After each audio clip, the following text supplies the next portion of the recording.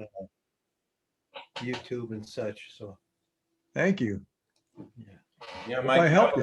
you have a lot of fans here. That's what I've noticed. Well, it's good to hear. Promoted your presentation today, and those that were not familiar with Mike Moats became familiar, I guess, on their own through the YouTube, and you weren't hard to find. Yeah. And Bill and I, we were making a statement a little bit earlier. One of the things that attracted me most to your macro demonstrations online was your emphasis on the equipment not necessarily having to be very expensive. No, not at all. And that really made it approachable. And Yeah. Bill went on to talk about a reversing ring, and that was my first real experience with taking a real McCoy lens, if you know what I'm talking about, a Nikon lens 30, I think it was 35 to 80, and flipped that thing around, went out there in the backyard and took pictures of the bugs, and was amazed. Very shallow depth of field, but just amazed with the amount of detail that was in that photograph. Yeah, So thank you super for that. shallow depth of field. Super shallow, yes. I do have a Canon bridge mode camera. Are you familiar with the SX60? No. Well, that particular camera will, I mean, it'll focus on the inside of its lens cap if there were more light.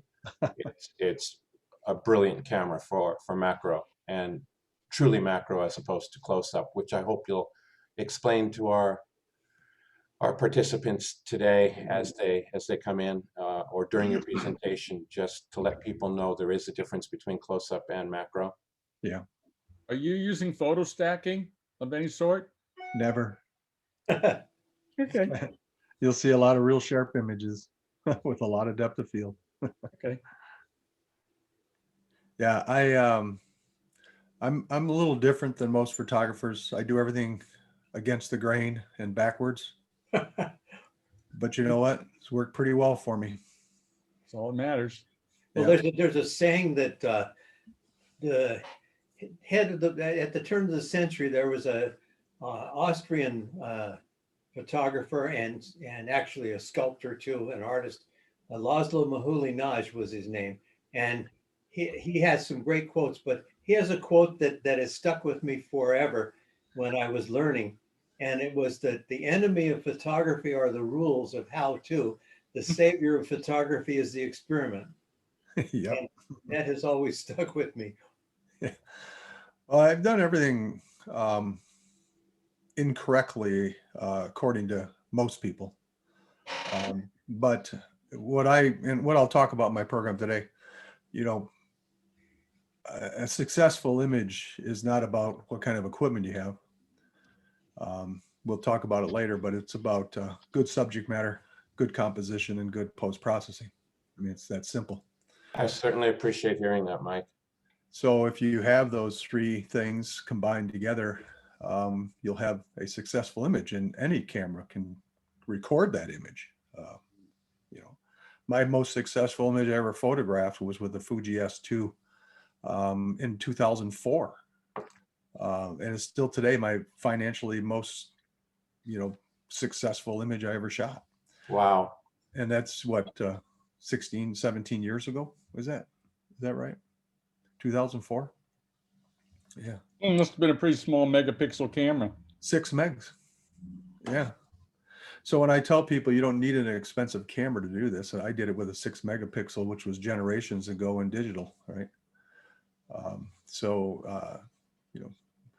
I think too many people spend too much time on all the tech sites, what new cameras coming out, what new lenses coming out. I mean, every month there's tons of new equipment that's popping up onto the blogs and onto the websites where they talk about gear and stuff. And there's, Oh, you mean like the people spend R5 and R6? they spend all their time there when they should be learning more about what makes a good image and image making and composition, things like that.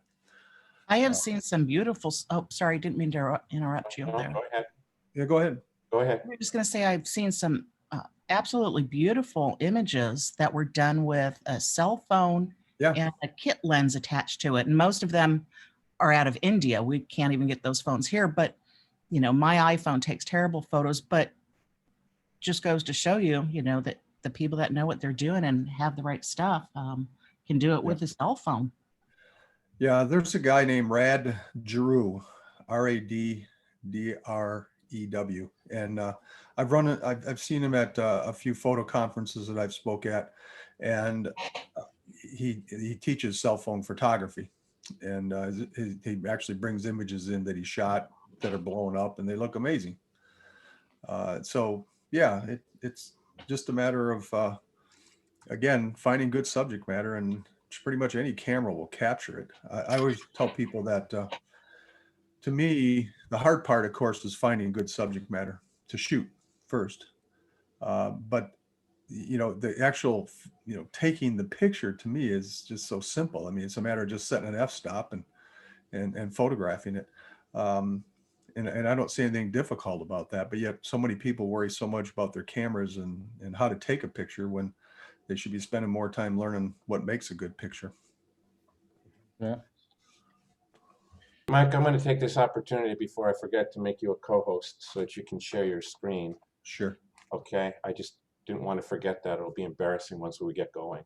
Mike, how long are you talking for? How long is your talk? It's about an hour and a half. Okay. Yeah.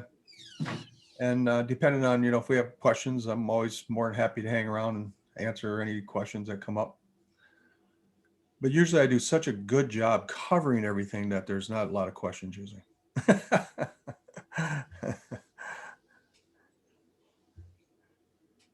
It's funny. I've done about 50 of these programs in the last 6 months. And I would say out of the 50, 45 of them are camera clubs over on the East Side or Midwest. Yeah. And I've done more camera clubs in the UK than I have on the West Coast of US. Wow. I think you are the only one that I've had so far on the West Coast. We're special. I don't know what's going on the West Coast, but they don't seem to be interested, I guess, in macro for their clubs out there. I don't know that that's a true statement.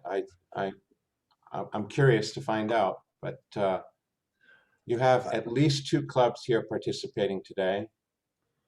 And there may be another one that was introduced to this particular presentation and should be joining us as well. So far, all the names that I see here look familiar to me. So we have a cacophony here of 3 or 4 different clubs, possibly. I wanted to make sure that it was worth your while, Mike. Sure. And I think part of the thing is about the West Coast is that you've got all the great landscapes out there. And so I think most photographers on the West Coast tend to be more landscape photographers than macro. Where I live in the Midwest, in Michigan, we don't have any grand landscapes to photograph. I mean, there's some stuff you can photograph, but nothing like what you guys have. So a lot of us turn to macro because there's just so much more subject matter to shoot when you have no landscapes to shoot. So, and the same with the East Coast. There's not, a lot on the East Coast landscape wise to shoot. There's some stuff out there, but again, nothing like what you have in California or anywhere up and down the West Coast or Colorado and places like that. So I think that's part of the reason why you don't see quite as many macro photographers out on the West Coast as you do on the East Side in the Midwest. Tons and tons of requests over here, but I mean, I've been to California. I've done workshops, 4 of them in Carlsbad, just north of San Diego, and I've done it in Sacramento, and I did them in Cupertino. So I have been in that area doing them, and they all sold out. I mean, they did well. But I tried doing some up in Oregon, and I didn't get enough people to even run the workshops. And again, I just think it goes back to most of the people I know out there tend to be more landscape than macro. Well, I'm pleased with our turnout of, I have a count here of 18 of us at this point in time. And I'm pleased with that considering it's 1 o'clock in the afternoon. And a lot of us, we were planning this for a while, Mike, you and I, and February was the soonest date we could get. However, 1 o'clock, a lot of us are back at work. I took the day off. I pushed my day to tomorrow, if you know what I mean. Yeah, and that's why I let the clubs record them, because not everybody can attend at this time of day. So if they record it, they can always put it on their website or whatever, and people can watch it from there. and that's fine. Are you surrounded by snow there like we see on TV? No, I'm not getting it. I'm north of Detroit, and unfortunately, this big storms have passed us either south or north of us. And I like snow. I want snow, and so I've been really disappointed this winter. I went out snowshoeing today, but heck, there's only about 2 or 3 inches on the ground. It's hardly worth using snowshoes. But I'm just so anxious to go out. So we're really lacking snow where I'm at, and I'm jealous of the ones that are getting, a foot and more. And I actually like shoveling snow. I go out and shovel the snow. We get a big storm, I'll go out 2 or 3 times and shovel it. Every time we get a couple inches, I'll shovel it and get a couple more inches, shovel it. A little weird. Well, there are a few people like you. It's a good thing. It's a good thing. Most people think I'm nuts, though. Hello, Lloyd. Lloyd is with F-Stop Camera Club. He'll unmute himself and introduce himself to you, Mike. I'm unmuted. Hi, Mike. How are you doing? Good, Lloyd. How are you doing today? Well, What's I'm the weather doing out great. there? What's the What's weather that? out there? 73 and sunny. Nice. Just miserable. It's hard to get out there. I was kind of concerned about getting a sunburn. Well, I just got back from taking a walk, shooting the little brown birds and finches and things like that. Yeah. Well, I got my first COVID shot 2 weeks ago, and I get my second one on Saturday. So yeah, I think it's 14 days after that you have to wait before you are considered fully protected. And so we got some relatives down in Florida. We just can't wait to go and travel a little bit, once they get the protection of the vaccine. So You just looking have to forward to that. remember. You just have to remember that even though you've been vaccinated, you still need to wear masks and stuff. Yes. Yeah. We won't be able to stop doing that as far as you go into stores or anything. You're still going to have to wear the mask because you're right. You can be a carrier, but at least I'm not worried about getting it myself. Or if I do it, it would be very minimal as far as sickness if I did, I guess. But I still got to worry about transmitting, of course. Yeah. Yep. At least I haven't. at least I haven't gotten my shot yet. Several people around have, but it'll happen. I can't get one. I'm still a kid. I was going to say, you guys have to be over 65, Yeah. That's my problem. I can't wait to not reach that. Well, I just made it. I'm 66. So the health department where I live, they were offering the shots, and it took me over 2 hours of repeated phone calls to get through because it was a constant busy signal. And so you just keep redialing and redialing. I mean, 2.5 hours. Good shot. And then once I did get the phone to ring and I picked up, it was a recording saying you're number 45 to get answered. And luckily it was only about a 7-minute wait at that point, and I got in, but I was just so happy to get in. I think it's the luck of the draw. I phoned in today. I mean, I've been trying for 2 weeks. I have one for the 17th, but I wanted to get in earlier. And this lady said, just call this number at Kaiser, which I'm a member. And called in, they scheduled me for the 10th.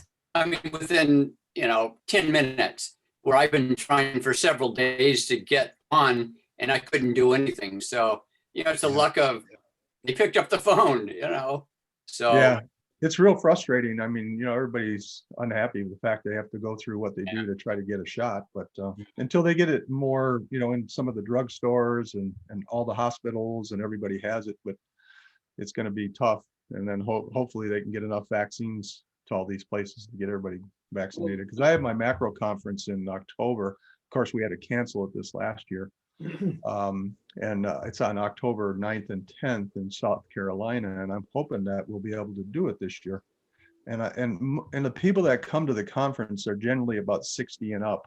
You might get a few younger than that, but the majority of them, and there's about 120 people that attend it. We sell it out at 120 people, and so I'm just hoping by that time everybody would have their vaccine, so we'd be safe. Otherwise, we may have to cancel until the spring of next in 22. Well, the pipeline should open up more because what they've changed is a lot of places, hospitals are keeping the shots back so that they have enough vaccine for the second dose. Yeah. And Yeah. now what the government said is that put everything you can into an arm, and then when the time comes for your second dose, you take priority over anybody who Right. that day has a schedule for the first dose, so that you can get it in the timely fashion. Which Yeah, is and I live only 2 hours from Pfizer, okay. so, and maybe that's why we have more in the area I'm at. And the county I live in has 1 million people that live in it, so it's a pretty big county. So maybe the fact that we're just so close to Pfizer, we're able to get them, enough sent to us. I don't know if it has anything to do with it or not, but so far, most of the people I know that have tried to get in have been able to get in, with a lot of effort, with calls back, repeated calling, they did get in. So that's a good thing. Well, I think LA County's been, I had a great experience. I got online, got my appointment for the first shot. I was there 40 minutes, and then part of that was the 15 minutes Right. of wait. Yeah. And then I got an email that said, here's your next appointment at the same place. Yeah. So I'm going Sunday to get the second one at Magic Mountain. So, I mean, I tried 2 other places. I live 2 blocks from the university, and I couldn't get one there. But I went on Magic Mountain, and boom. So I think, I have a client who's 85 years old. She finally was able to get connected to that website that allows you, and she went to enter her email address, and they said it's already being used. Yeah. 3 days of trying, and she got right. That's so sad. yeah, I mean, I feel for the people that are not computer literate, Right. and all these people that ride buses that have no cars to drive anywhere. I don't want to get out of my car. That was why Magic Mountain was perfect. Drove up, rolled the window down, they plugged you, and you were gone. Yeah. Yeah, I that's got a pretty good. story. Can I tell? I got a call from a photographer friend that I haven't seen in over 2 years. And when I saw him last, it's a long story, but he smashed the front of my car. And so he did pay for it, and I thought I would never see him or hear from him again. He called me out of the clear blue yesterday to see if I got a shot yet, because he found a place that was opened up. And I thanked him so much, and I cried, because I thought it was the sweetest thing ever. Yeah. Fortunately, I already got my first, and I have an appointment for the second. And walking in wasn't bad. It was really awesome at Henry Mayo. Yeah, that's good. Anyhow, I wanted to say that. There are good people out there. Yes, sir. Yeah. Well, guys, I guess it's time to get started, huh? Absolutely, you have the floor. I'm not going to hold you back. Okay, so if we could mute everybody. You'll have to unmute yourself as soon as I do that. Yeah, that's fine. I believe I did that. Yeah, that's because I've had some programs where people were unmuted, and I had one guy making a dentist appointment during my program. It's kind of funny. I hear people coughing and dogs barking in the background. So, all right, gang, let me change the screen here.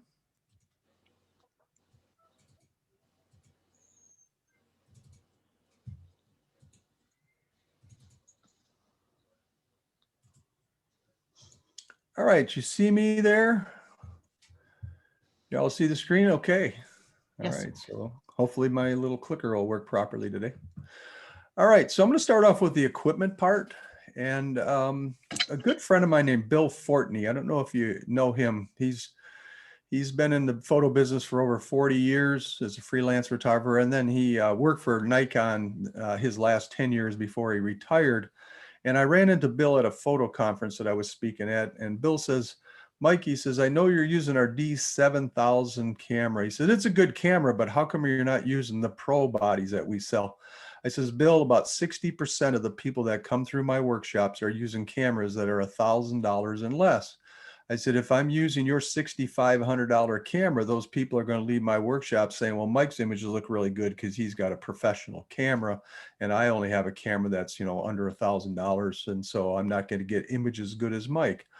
Well, that D7000 camera, which I used for 10 years up until just about 2 months ago, last sold for $896 when it was discontinued. So my camera that I was using during all my workshops for the last 10 years or longer was a camera under $1,000. And it was to make a point to people that were in my workshop that you don't have to have an expensive camera to do macro photography.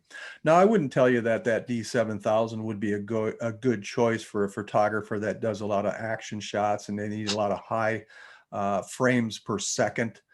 Maybe if you're a photographer that does a lot of low light condition shooting and you need high ISO with low noise, well, my camera won't do that as well. But we don't require those things for macro photography, so we can get by with a lesser expensive camera body in macro. Now, I did just, purchase the 7500 Nikon about 2 to 3 months ago.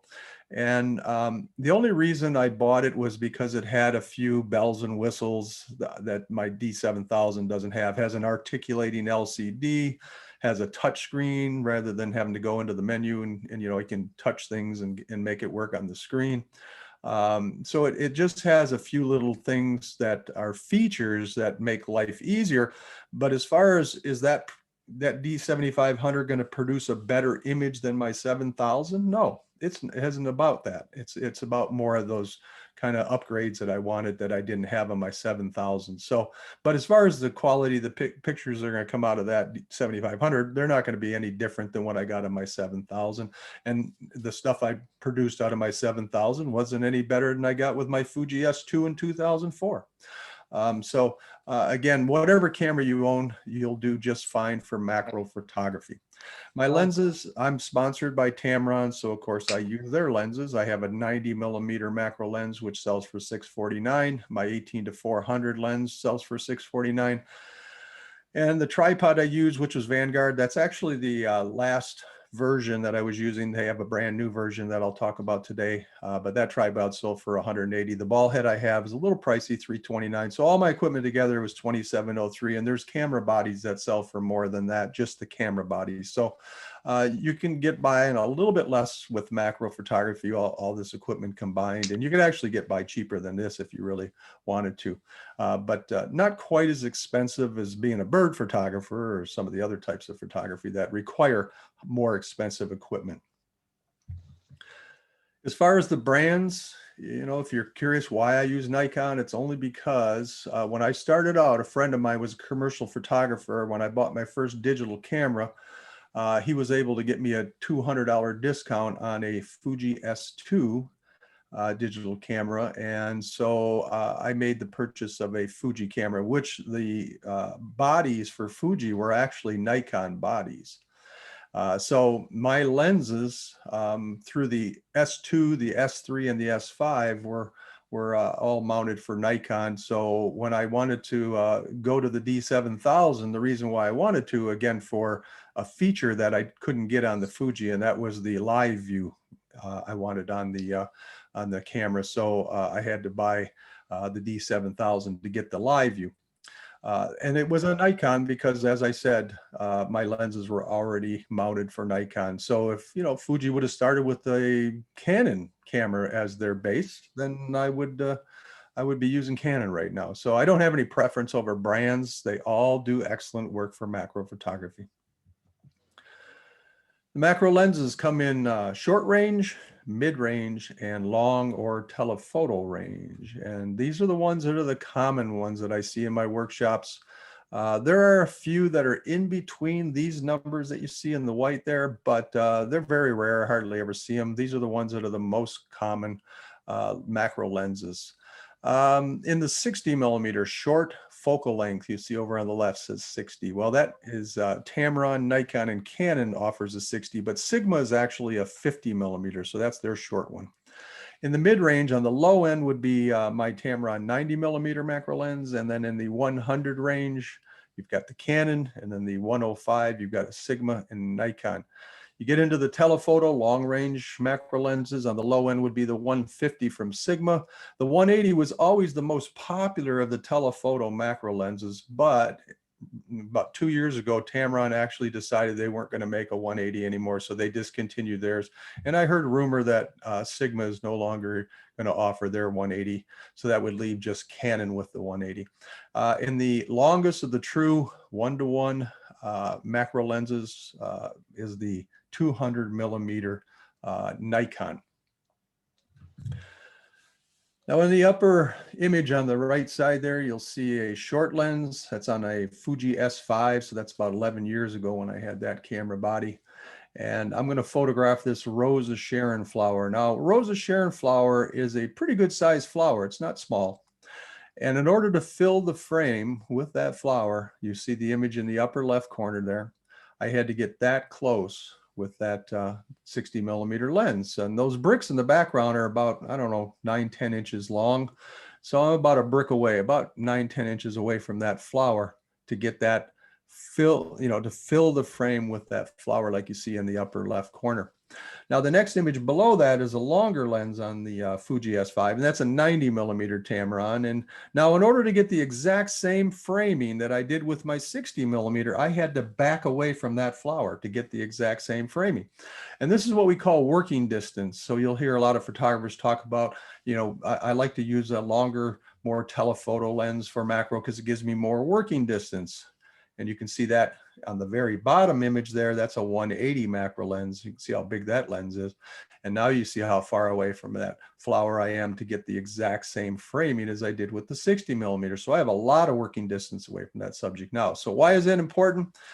Let's say that that flower was now a live subject, like a butterfly or dragonfly. Probably wouldn't be too happy if I'm only, 9-10 inches from its face trying to photograph it. It's going to fly away.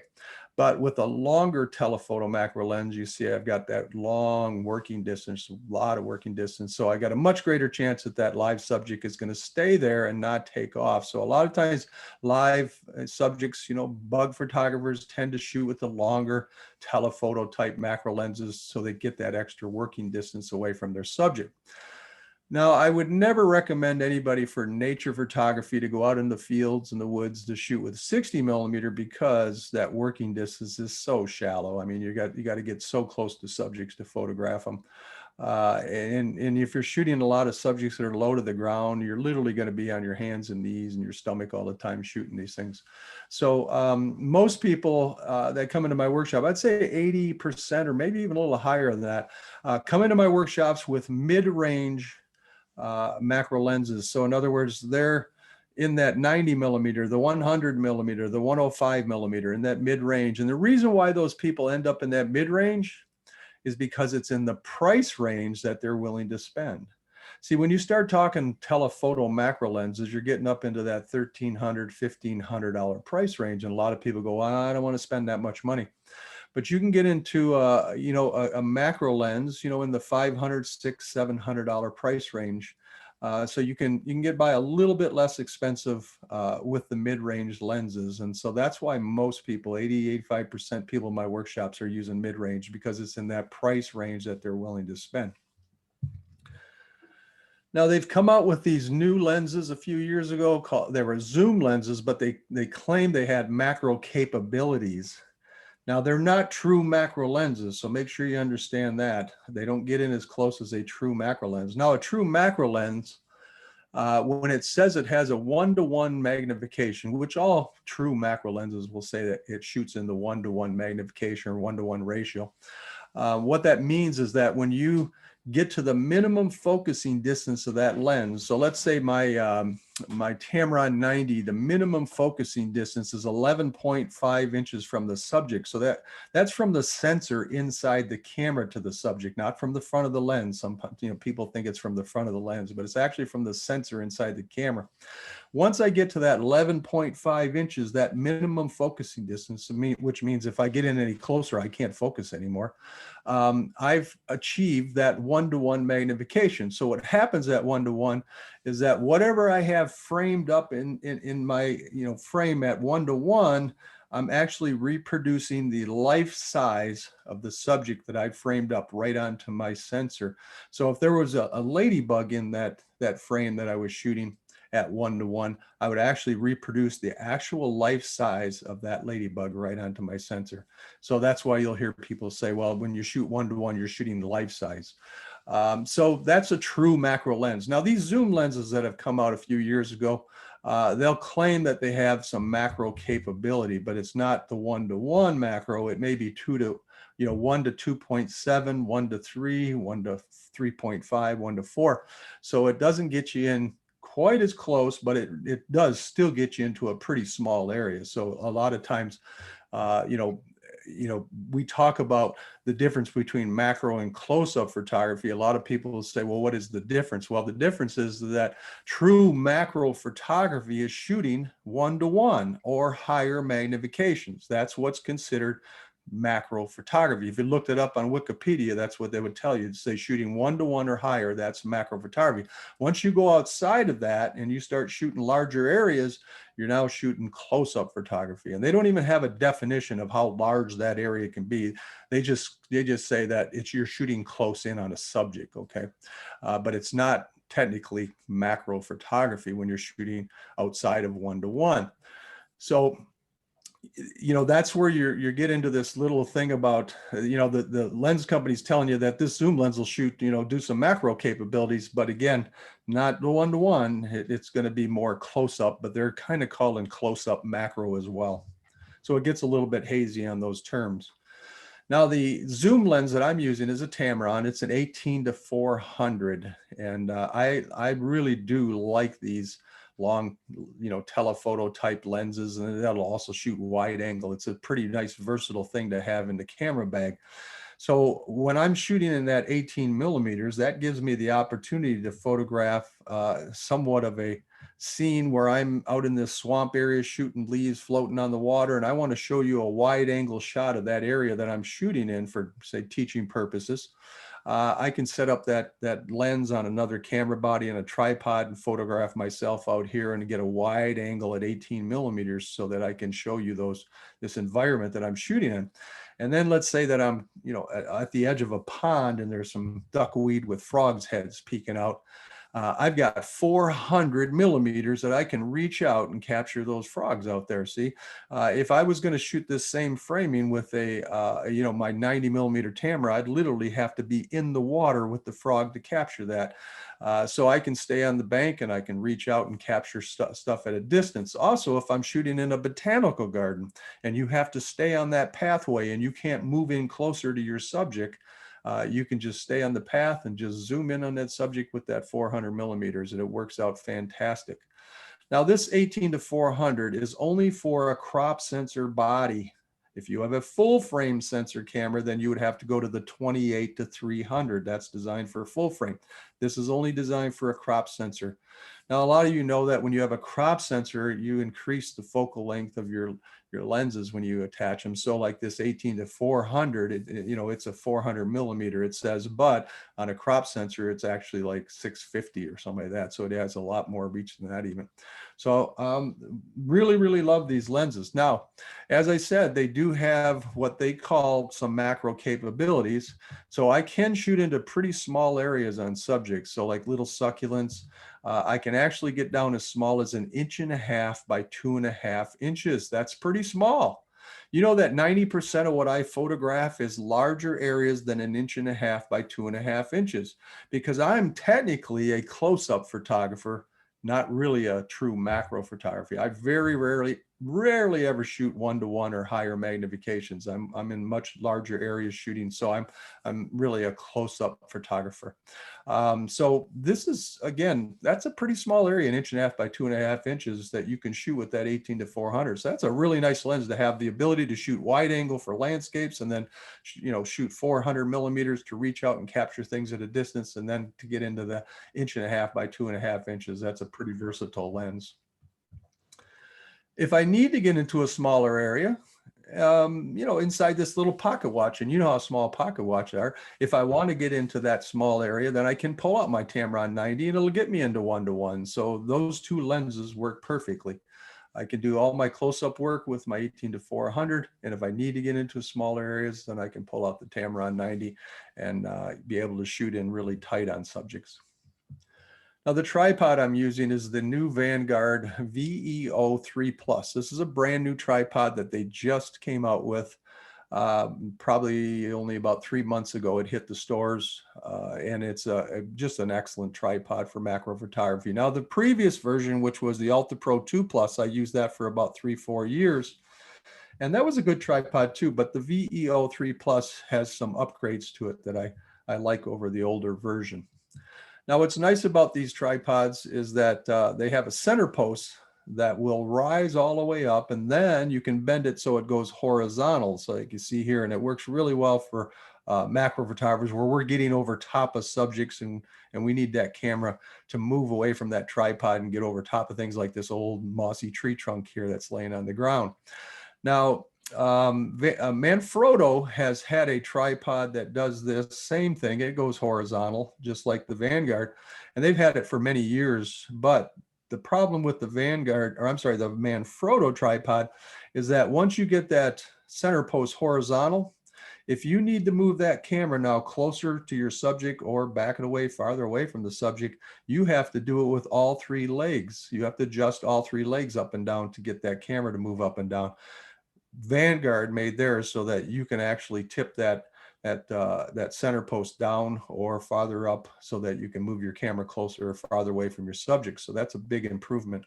And that's why I like the Vanguard tripod. It does a great job for places that I need to get my camera that a standard tripod won't. If I needed to move the camera away from the tripod, like you see here, I can just take it out, send it out, photograph my subjects, move the tripod out of my way. And then if I need to get down really low on the ground, those legs will go straight out, and you can literally put the base of the tripod directly right onto the ground. And with your center post extended out like you see here, you can shoot anything as low as you want on the ground. So that really, really makes a huge difference for a macro photographer. Now, another really nice feature that they built into this new version here is that you can unscrew one of the legs of the tripod and turn it into a monopod, and that's really cool. So let's say you're going to a botanical garden, they say, nope, can't bring your tripod in. Well, you can unscrew one of the legs, put the head on top of that, and then you can have a monopod, and they'll usually let you in with the monopod. So really excellent tripod. Now, you would think with a tripod that does what it does and the nice features that it has, it would be a really expensive tripod, but it's actually not. It does come with a head, and unfortunately they don't sell it at this point, just the tripod. You have to buy it with a head on top of it, and it comes to like $249 with the head. So that's a pretty good price for the tripod and the head. Now, I've talked to the people at Vanguard, and they're working on trying to get the tripods sent over here from wherever they manufacture them without the heads on them, so that we can sell them to people and not have a head on top of it. Because sometimes people have heads they like and they want to continue using, and they don't want to have to buy a tripod that has a head on it. But again, if you did get it, it's at $250. It's not that expensive, first of all, and you could always sell the head to someone to get a little of your money back, or use the head as a backup, in case you lose your head or get stolen or something. Now, the head that comes on that tripod is the SBH100, and this is a standard type ball head that you probably all have. Most people are shooting with ball heads. And it's a big metal housing, like you see there, with the little ball up in the top there. And it's got a little U slot. Now that U slot is where macro photographers tend to work in a lot, because they're shooting towards the ground a lot of times. And so we probably the only ones that really utilize the U slot, because the landscape and wildlife photographers, they're shooting straight ahead all the time. So they have no need to shoot down towards the ground. But we use it a lot, and so we are a little bit limited because we have to work within that little U slot, and then you might have to pivot the ball head back and forth to get your camera in position. And one thing about macro photography, you are going to be constantly maneuvering your camera in all different angles and different positions to get the framing on your subjects. The head that I'm using is the Acrotech Ultimate Ball Head. Now, this is an amazing ball head, and you can see they've cut away all that big metal housing that adds weight to that head. This is the lightest ball head that you can buy. So they've cut all of that away around here. So it's really super lightweight. And it's made out of aluminum, so that even makes it even lighter. Now, the key to this head is really the front area of this head. This whole front part has been cut away. So now I have full range of movement with my camera in any position I need to go to. I don't have to work in a U slot and pivot the head back and forth. I can maneuver my camera in any position I need to go to get framing on my subject. So this is the best head that I found for, macro photography. And it can be used for any kind of photography. It's not just macro, but anybody can use it. But for macro, it's really a plus having that front 45 degrees cut away on that head. So that head on that tripod is the best setup that I found for macro photography. Now, this head is not inexpensive. It runs $329, but if you can afford it, I would recommend you get it. But some people are like, well, it's a little bit too pricey. And so that maybe if you get that tripod with the SB100 on there for $249, that's quite a bit less than just this ball head. You'd get yourself a ball head at the same time. Now, I'm not sure if you guys were sent the email from Noah over at Hunt's Photo with the discount prices. If you didn't get that, I'll send you the discounts. All the stuff that I'm talking about here today will be on a discounted price from Hunt's Photo. I asked them to set up some discounts for the people that are going to attend this program so they can save some money. So basically, they're giving 10% off on all Tamron lenses. Any Tamron lens, they'll give you 10% off. And then most of these things that I'm showing you, they're like this head right here, you can get 10% off, or other things that I'll be showing you throughout here that you'll be getting some discount on. So, but if you guys didn't get the email, I will send it so that you can pass it on to your people and they can get discounts on these things. Now, as far as accessories, I do carry quite a few different accessories, but the number one and most important one is the diffuser. This is something that I never, ever go outside to shoot without the diffuser. Now, this flower right here is called a dame's rocket, and it's supposed to be purple, but if you look at the top portions, you can see the petals are more of a pink than a purple. Now, you may know that when you're shooting in bright sunny days, high noon type light, landscape photographers won't even go out during the high noon hour because the light gets too harsh. It can tend to kind of wash out colors, alter colors, things like that. But this image here was shot on a cloudy day. I mean, there was a full overhead heavy cloud cover over top of this flower when I shot it. And so you can still get enough intensity from the light from overhead and also the clouds from overhead that will wash out colors on your subject. So what you need to do is get yourself a diffuser. I don't know if any of you know Jack Graham. He's been a professional landscape photographer about 20 some years teaching workshops, and he lives up in Oregon, and that's Jack right there. He's my model. We were doing a workshop together. He's using that diffuser over top of that flower right there. Now, that's a 12-inch diffuser, and that's all I've ever used. I never have used the 20-inch or larger. I always use the 12-inch because it's more portable. It actually collapses down into itself to create about a 4-inch circle that I can actually fit in my pocket. So you don't need anything larger than that because usually we're shooting just single flowers, and so that works just fine.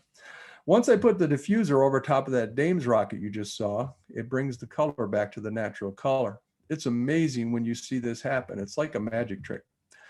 There's the image of the flower on the left, no diffuser, image on the right with the diffuser. It's just amazing how much color comes back when you put that diffuser over top of it. So again, cloudy days, who would think that you would lose colors and wash out colors on a cloudy day?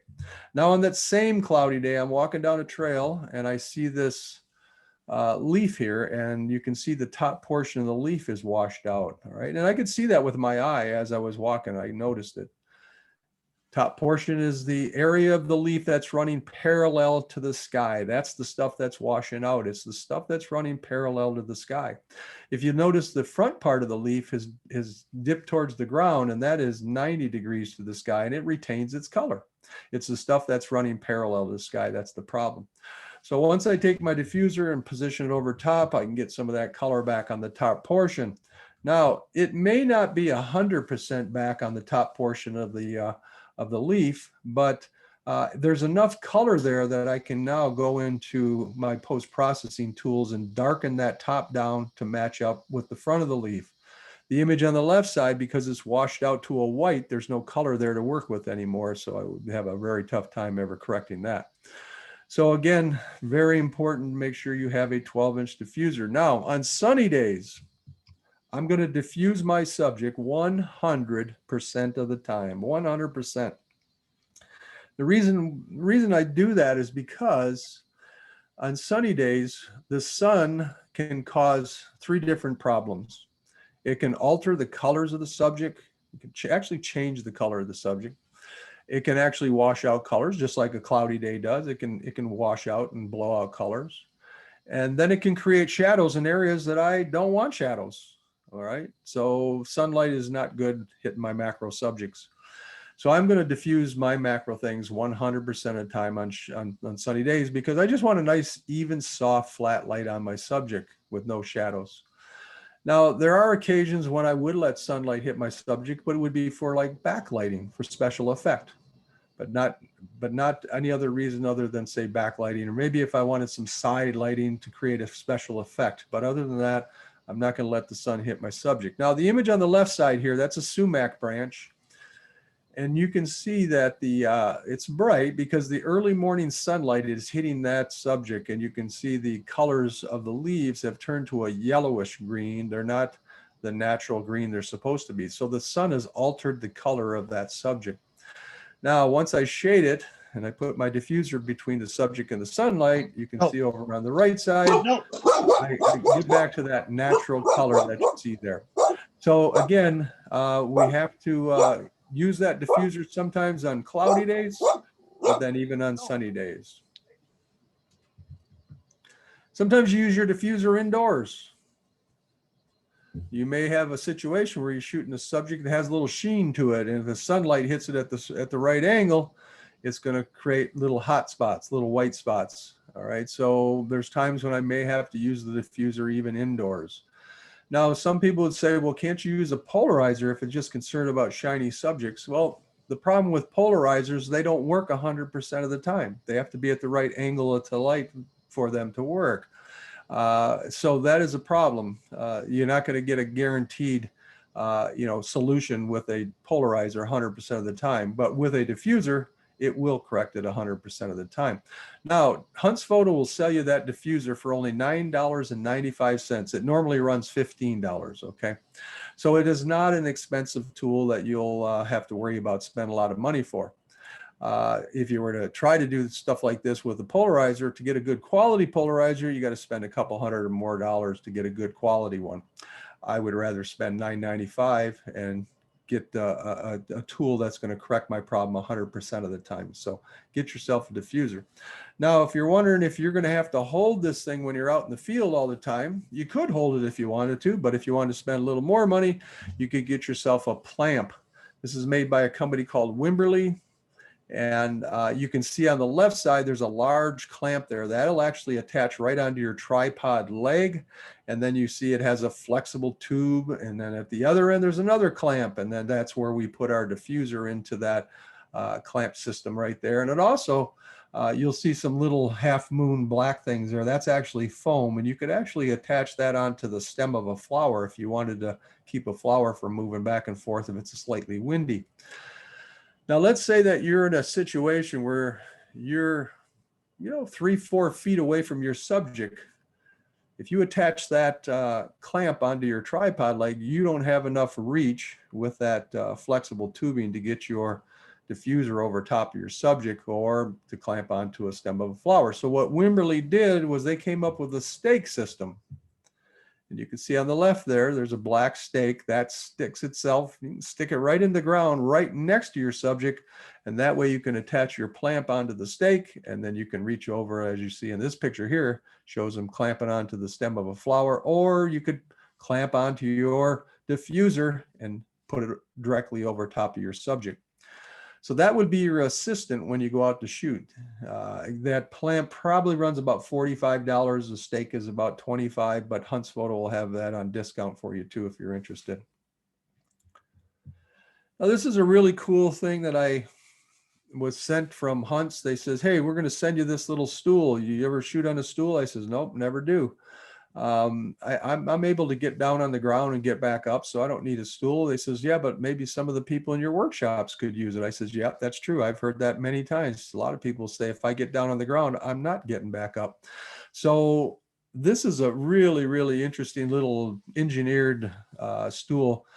You can see in the top right here, up in here, just a little round stool. It's only, as it shows here, 9.5 inches so wide. It's only about almost 2.5 inches tall when it's collapsed into itself. And then you can see how it expands out to 18 inches, which is about the height of a standard chair. And then it has 11 adjustable positions that you can set it to in between fully extended and fully closed. So you can, if you're shorter or taller, you need it, lower or higher, you can adjust it to whatever height. It just really, just like an accordion, it just expands out and collapses right into itself. Excellent little stool.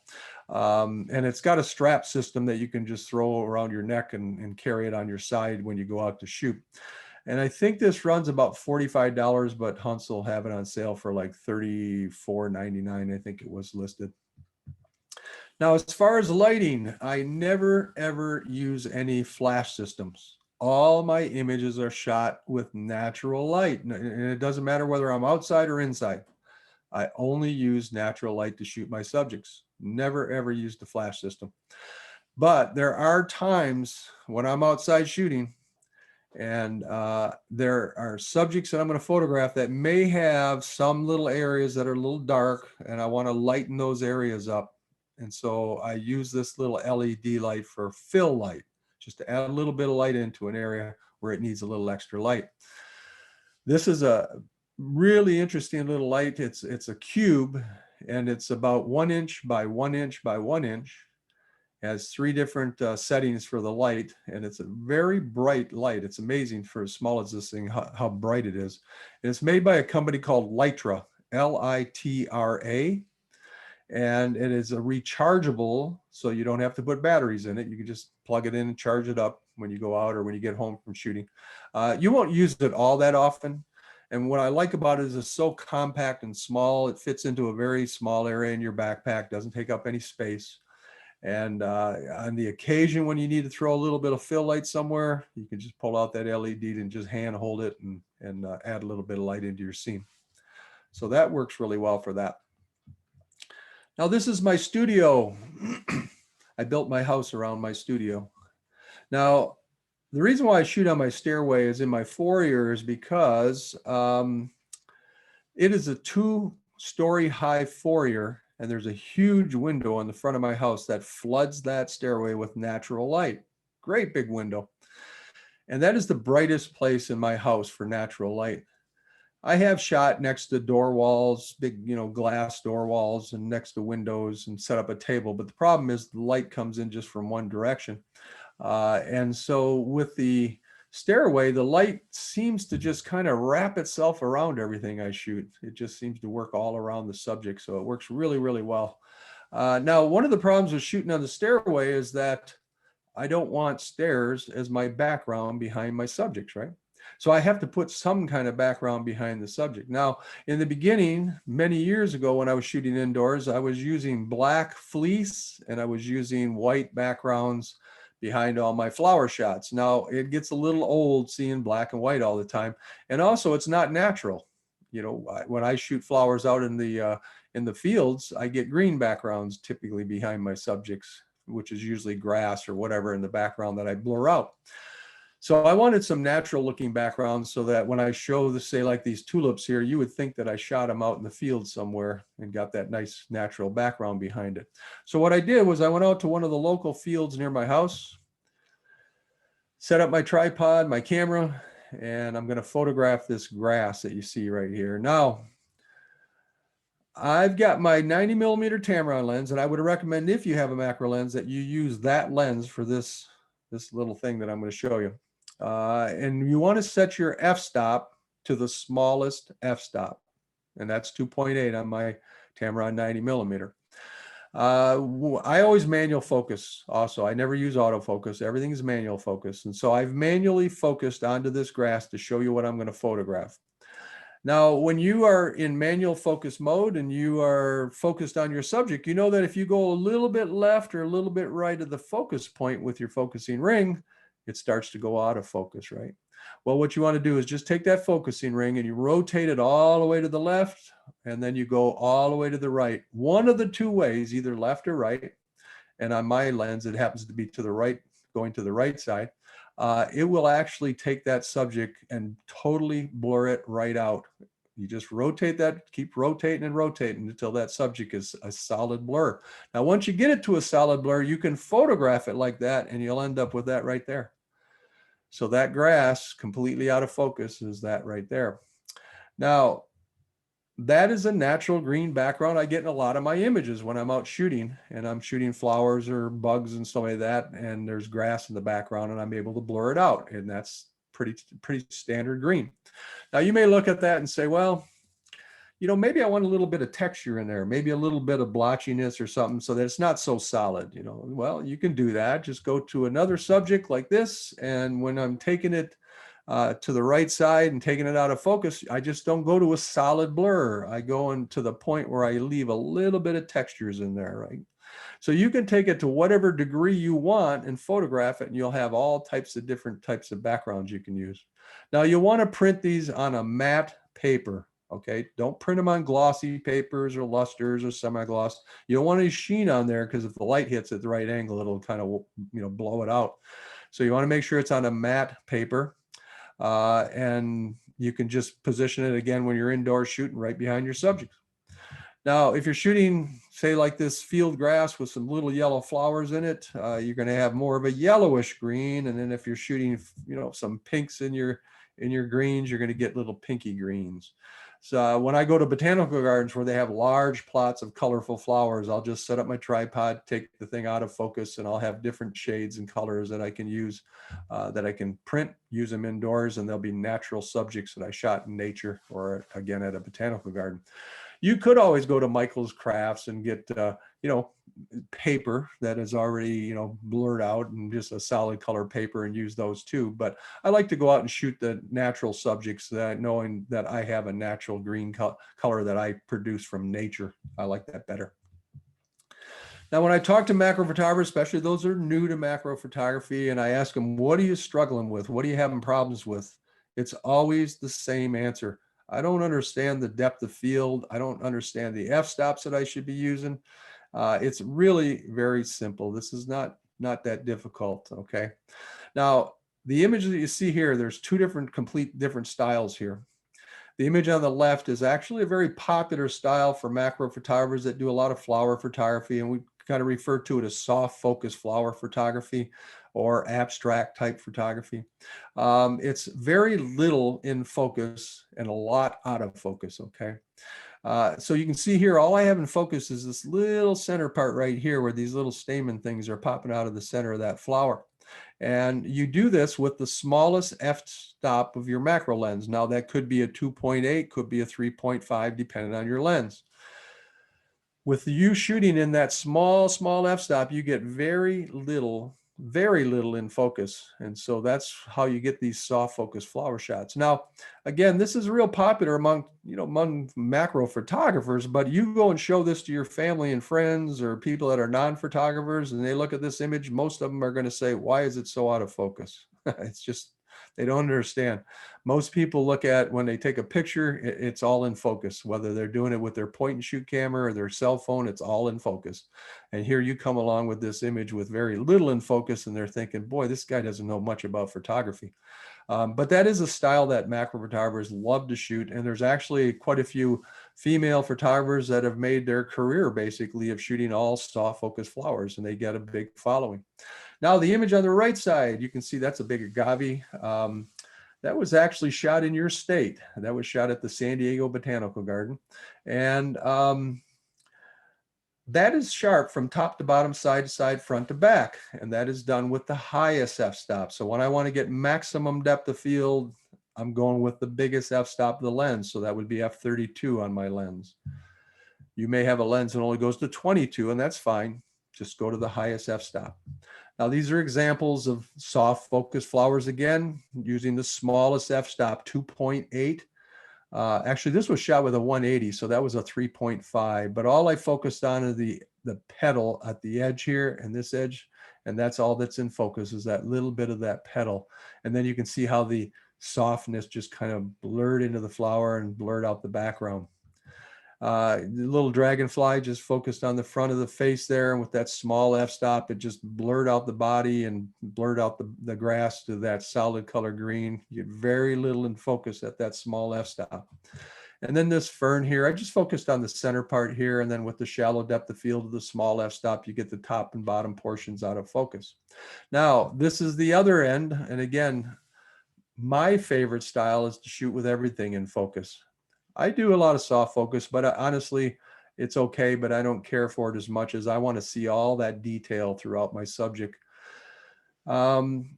This is a nice row shot. And again, I wanted to make sure everything was in focus from top to bottom, side to side, front to back. So I want to go to the higher f-stops, and it could be anywhere from 22 to 32. Anything that, is going to get that all in focus, that's where I'm going to go to. Here's another one. Another agave that was shot out in California, and I believe this is San Diego Botanical Garden as well. And again, top to bottom, side to side, front to back, all in focus. And then there was this little black-eyed Susan with a little hoverfly and a grasshopper sharing it. And I wanted to make sure you saw all the nice details of those two guys plus the flower, F32. All right, now let me show you the two ranges that I was just talking about, the 2.8 and the 32. This is the Tamara 90 millimeter macro lens, and I put a ruler on this table here, and you can see I've got that lens at an angle to that ruler. Now, most macro photographers, if they're shooting a flat subject, they want to get the front of their lens parallel to it, and that means that they wouldn't need as much depth of field. But you're going to have situations where you may not be able to get parallel to a subject. You're going to have to learn how to shoot at poor angles where you have a lot of depth of field, okay? So when we're in that close, and you can see I'm in pretty darn close to that ruler, 2.8, you can see over here on the left side, 1/8 of an inch is all is in focus, 1/8. Now pull a ruler out and look at 1/8, that's a really small amount in focus. And you can see the lines that is just outside of that 1/8 right there, and right there, it's already starting to go soft. And then you can see how it kind of just blurs out as it goes to the top and the bottom of the ruler. Now over on the right side, F32, you can see the ruler's all in focus because that's giving us maximum depth of field out of that lens. Now it may be even slightly soft at the very outer edge, because even at F32, when you're in that close, you may not get it totally in focus, but you'll get it enough focus there that in post-processing with sharpening tools, I can sharpen that right up. All right, now this is a spruce cone, and that spruce cone is hanging 4 feet in front of the spruce tree. So remember that 4 feet behind that cone is that spruce tree. Now I'm shooting it at 3.5 on a 180 macro lens. That's the smallest f-stop on that lens. Now I am parallel to the flat part of the cone. So the front of my lens is parallel to the front of this cone. And so basically at 3.5, I'm not getting much in focus, but because this is all flat in the front here and I'm parallel to it, I get that all in focus. But where this cone dips down to the tip right here, just that little dip right there, it's already out of focus. And then you can see the needles in the foreground right here. Those are all out of focus as well, because again, 3.5 is not giving us a lot of depth of field. But the nice benefit of using 3.5 is look what it does to my background. that tree at 4 feet behind it blurs into a nice solid color. And that's what we're looking for when we're shooting flower portraits and bud portraits. We want that nice solid color back there. The problem is at 3.5, I don't get my subject in focus, and I want my subject all in focus. So in order to get more focus on the subject, you got to go to F8. We'll just jump up a few to F8. Now F8 does a pretty good job getting the cone all in focus. Even down here it's in focus, but not totally sharp on the needles in the foreground. There's still some needles that are soft and out of focus out here. But look what happens at 4 feet behind that spruce cone. F8's reaching back, starting to pull in a little bit of detail on those needles. Now we're starting to get a little bit of a cluttered background going there. Now it's not terrible clutter, but it's still getting a little bit cluttery back there. If I want to go to a higher f-stop to get more depth of field on my needles here, we're going to have to jump up a little higher now. So let's just double it and go up to f16. Now f16 does a great job getting my subject all in focus. Nice tack sharp all through here. But look what happens to my background. Now my background's getting all cluttered up with all the needles coming in. And they're not even sharp yet, even at f16 at 4 feet. So if I went to f32, I could probably reach back and get, you know, most of those needles all in focus. But that's one of the problems that macro photographers run into, is that they want the subject in focus, like you see over here on the right. They want all in focus like here, but they want it with this blurred background like you see over here. And so I hear this all the time, macro photographers saying, well, I'm shooting at small f-stops all the time to help blur out the backgrounds. But they're not getting enough depth of field on the subject. And if they go to the higher f-stops to get more depth of field on the subject, they start bringing in the background and cluttering the background up. So that's what you hear all the time from macro photographers. Now, these are examples of images that I photographed out in the field. All right, fully focused subject. Look at that nice clean background behind it. Look at that. Nice jewel weed with some dewdrops and leaf and stems all in focus. Nice clean background behind it. There's that grass. Remember how I told you when I was shooting that grass out in the field, just it comes out to a solid color, and that's just a natural color we get behind subjects when we're shooting when there's grass behind it. And another nice flower shot, all in focus. Nice clean background behind it. And your critter portraits, you want your critter portraits to be all in focus with a nice clean background like you see here. And then the little hoverfly and the snapweed flower all in focus with a nice clean background. And a nice dewy covered dragonfly with a pond in the back that blurred out. Again, real simple to do this. This is what we don't want. We don't want clutter in our background because it takes away from our main subject. You want to clean it up. Make it nice and clean. This is how you do it. It's real simple. This is the key to flower and critter portraits. You need to find the right subject. In other words, when you get ready to shoot a subject, you have to find one that is isolated away from clutter, okay? You want it so that there's not a lot of clutter around it when you shoot it.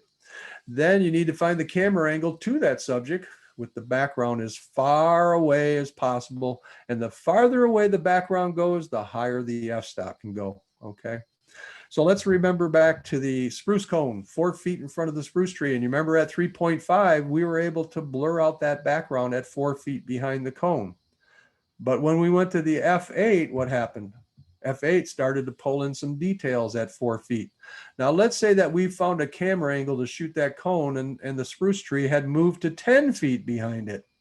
Well, if that spruce tree is 10 feet behind that cone, F8 won't have enough depth of field to reach back 10 feet. So it's going to blur it out. And then when we go to the F16, you saw we got a lot more details in there, right? Well, what happens if that spruce tree now moves back to 20 feet behind the cone? F11, F16 probably is not going to have enough depth of field to reach back and pull in any details. So you're going to get that fully focused with that nice clean background because your background has moved so far away from your subject. Now, this is the area that I shot the Dames rocket that I showed you earlier, where I put the diffuser over top it and brought the color back to the purple it was supposed to be. This is the day. This is the cloudy day that I shot it, and this is where I shot it.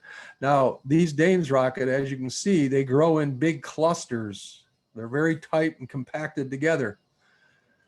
You're not going to shoot any of the flowers that are in this big cluster here because if any of these ones that you try to photograph, where's your background? Well, it's literally inches behind your subject, so that's not going to work. You've got to have that background farther away. So what you want to do when you get to these areas is you go to the outside perimeters where these flowers are growing, and you'll find some single flowers growing all by themselves. All right. So we go out here, we find some of these. Now, this one right here is the one that I found that's going to work the best. It sits up high and it has no clutter behind it. There is that wooded area back there, but that woods is about 15 feet behind that flower. So now that flower is a pretty deep flower from front to back. So I need a decent amount of depth of field. And so I can shoot that in anywhere from F11, F13, maybe even F16, get all that subject in focus and blur out that background. So as you can see, this is not difficult. This is very simple stuff. Now here's another example of a little bladder campion flower, and it's in this tall grass. So as I said, you want to avoid any subjects that are in clutter. Obviously, you don't want to shoot that because you're going to have grass that's directly behind the subject. But where this tall grass is growing, that same flower managed to grow up through top, right up here, and it's way up here. Look at that. That's the one that I want up here because, again, it's isolated away from the clutter, and there's nothing behind it for about 20, 25 feet. So I can photograph that, get it all in focus, shooting in an F11, and get it all in focus and blur out that background. So you'll usually end up in about F8s to F11s most of the time when you're shooting these flower shots. So you don't have to go real high on the f-stop because they'll usually get enough depth of field in an F8, F11. And sometimes I've shot them as high as 22 because you're in a big open field and your background is literally 100 feet away from your subject, okay? And you can literally shoot them at F22 and still easily blur out that background.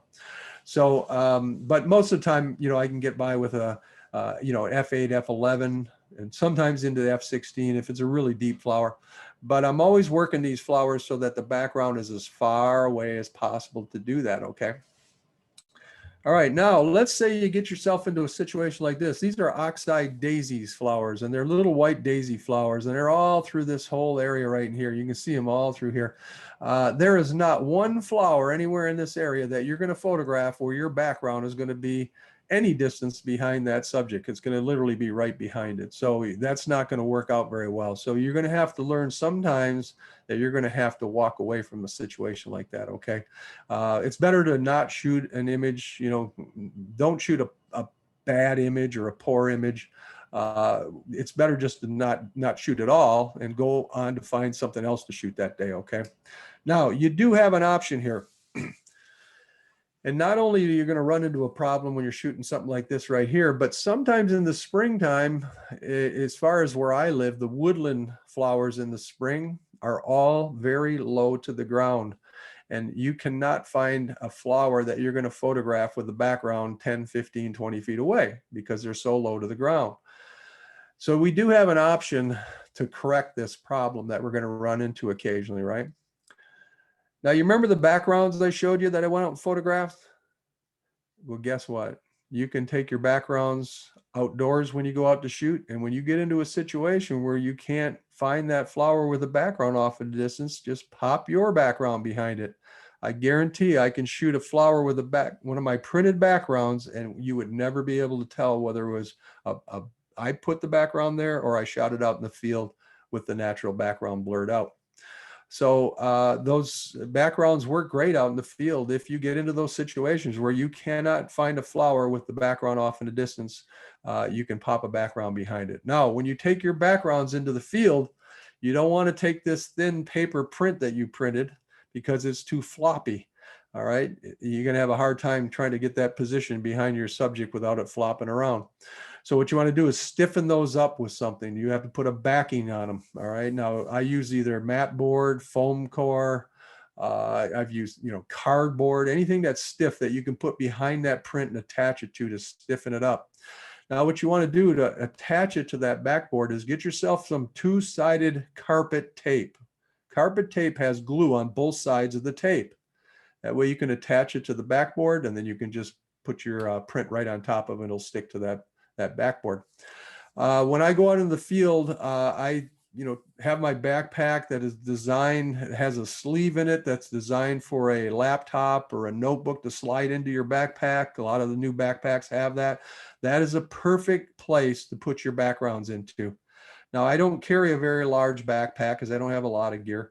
So I can only put an 8.5 by 11 print into that little sleeve in my backpack. And that has actually turned out to be a perfect size because typically I'm just shooting single flowers.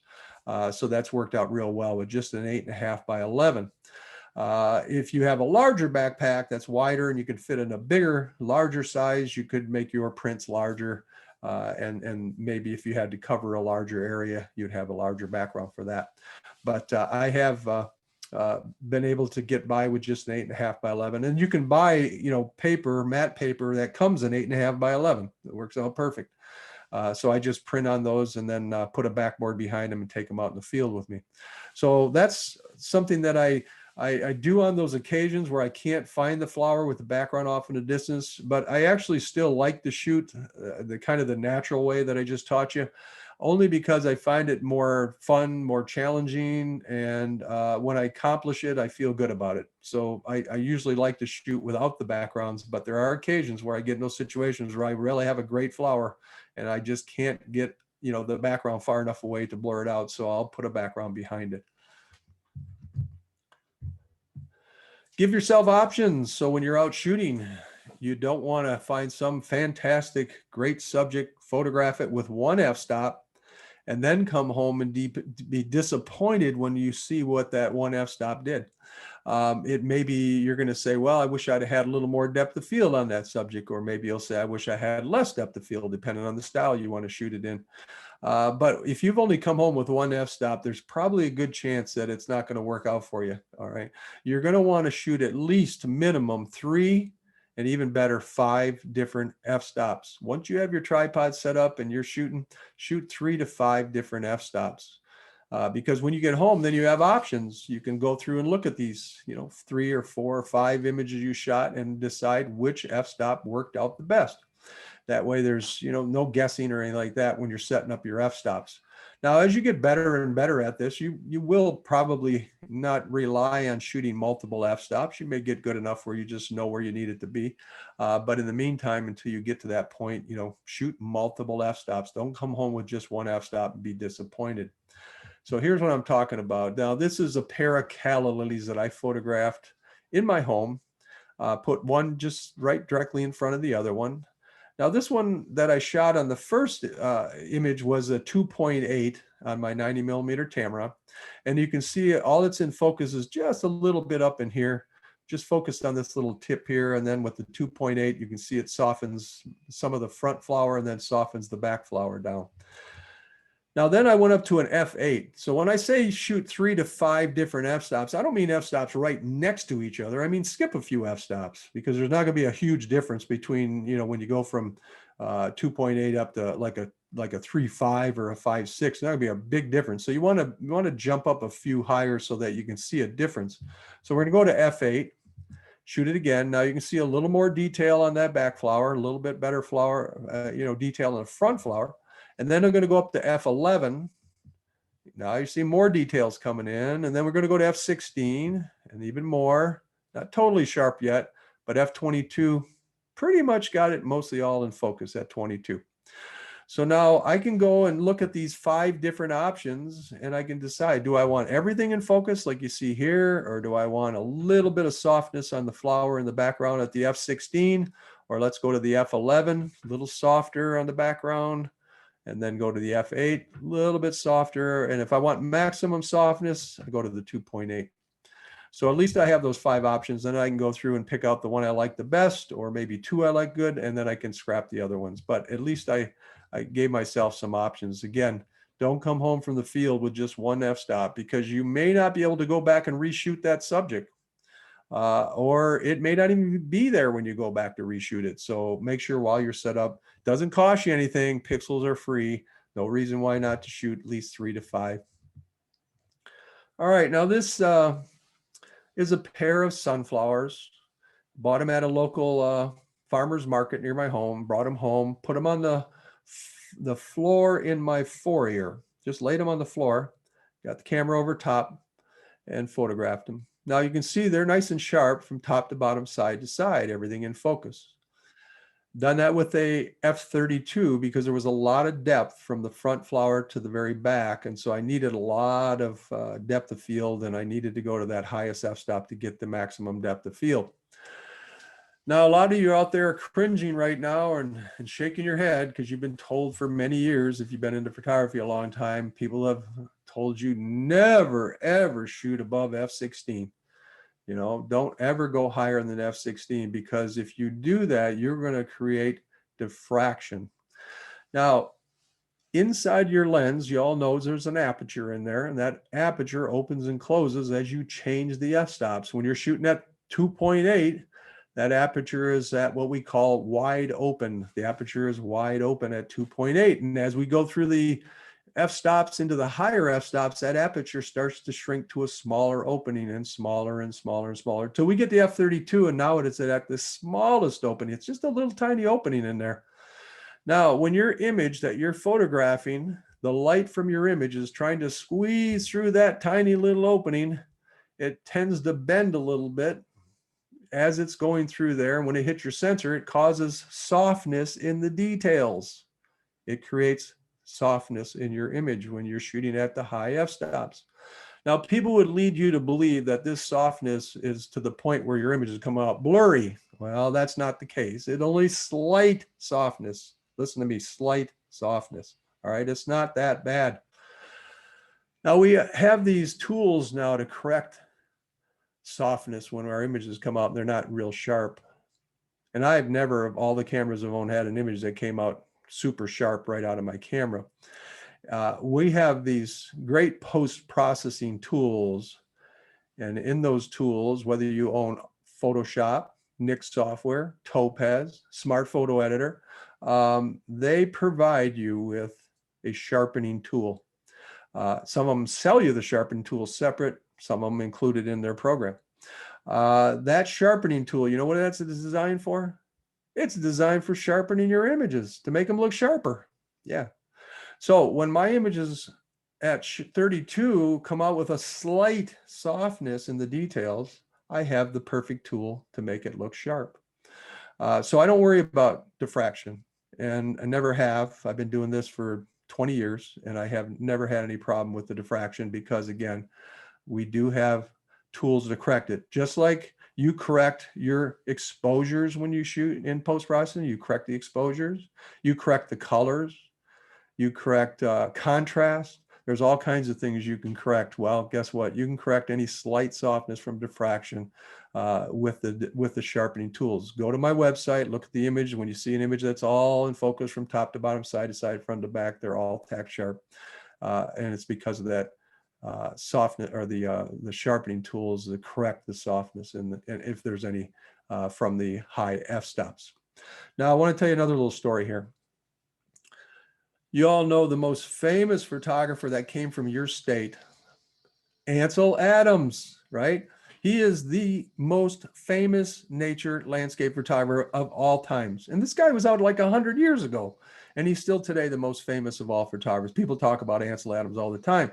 I know people that are non-photographers that know who Ansel Adams and actually own some of his prints hanging on their walls, okay?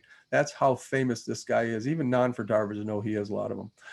Now, in 1932, Ansel Adams, Edward Weston, there was about 7 or 8 photographers that came together to create a camera club or a group, and they called that group Group F64.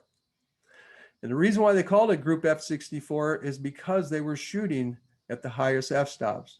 They actually bought lenses that went to f64 so they could get maximum depth of field.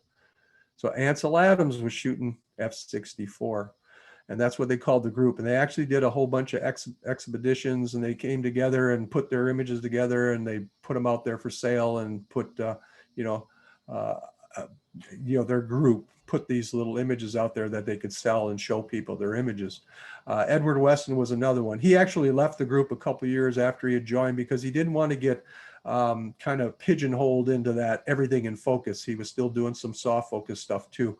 But there was a few other, had some female photographers in there, male photographers, and they all basically, their theory was that we wanted everything in focus, and they called it, I think I think it was either pure photography or I forget the term they used at the time, but it was designed so that everything was in focus. And so they used those lenses that had the high f-stops in order to achieve that. So I guess if it's good enough for Ansel Adams to shoot f/64, it's good enough for me to shoot at f/32. Maybe I should start a club, call it f/32. We got to talk about what makes a successful image. You know, just like I said, macro photography is not that difficult. You know, shooting images is pretty simple. As I just taught you, it's not that difficult to do. And as far as making a successful image, it's not that hard either. It's pretty simple. There's just 3 things that you have to do to make that happen. You have to have a good subject, or I would even say a great subject. Something really good would be even better, but a good subject. And then you have to make sure you compose it well. And then you have to have good post-processing, okay? Those 3 things is what it's going to take to get a good, successful image. Now, what are you feeding into your camera? I had just told you earlier that I don't really care what camera you have or how old it is. You'll do just fine photographing macro photography with whatever camera you can get your hands on, okay? But it's what you're feeding into that camera that makes all the difference, all right? Now, if I feed into my camera some animal feces, I'm going to have a poor subject matter. All right. Now, I like the composition on it. I think I did pretty good. I like the dark color of the feces going on this angle here, and I like the opposite angle going on the lighter colored tree trunk underneath it. So composition, I think it turned out pretty good. And maybe the post-processing is okay. But the problem is the subject matter is not good. If I was to post this on my Facebook page today, I'm not going to get a lot of likes on that, am I? If I enter this into a photo contest, am I going to win that contest? No, I'm not going to win that contest. Now, I'm being funny here, but makes my point. If you shoot poor subject matter, you're going to have poor images. You're not going to have successful images.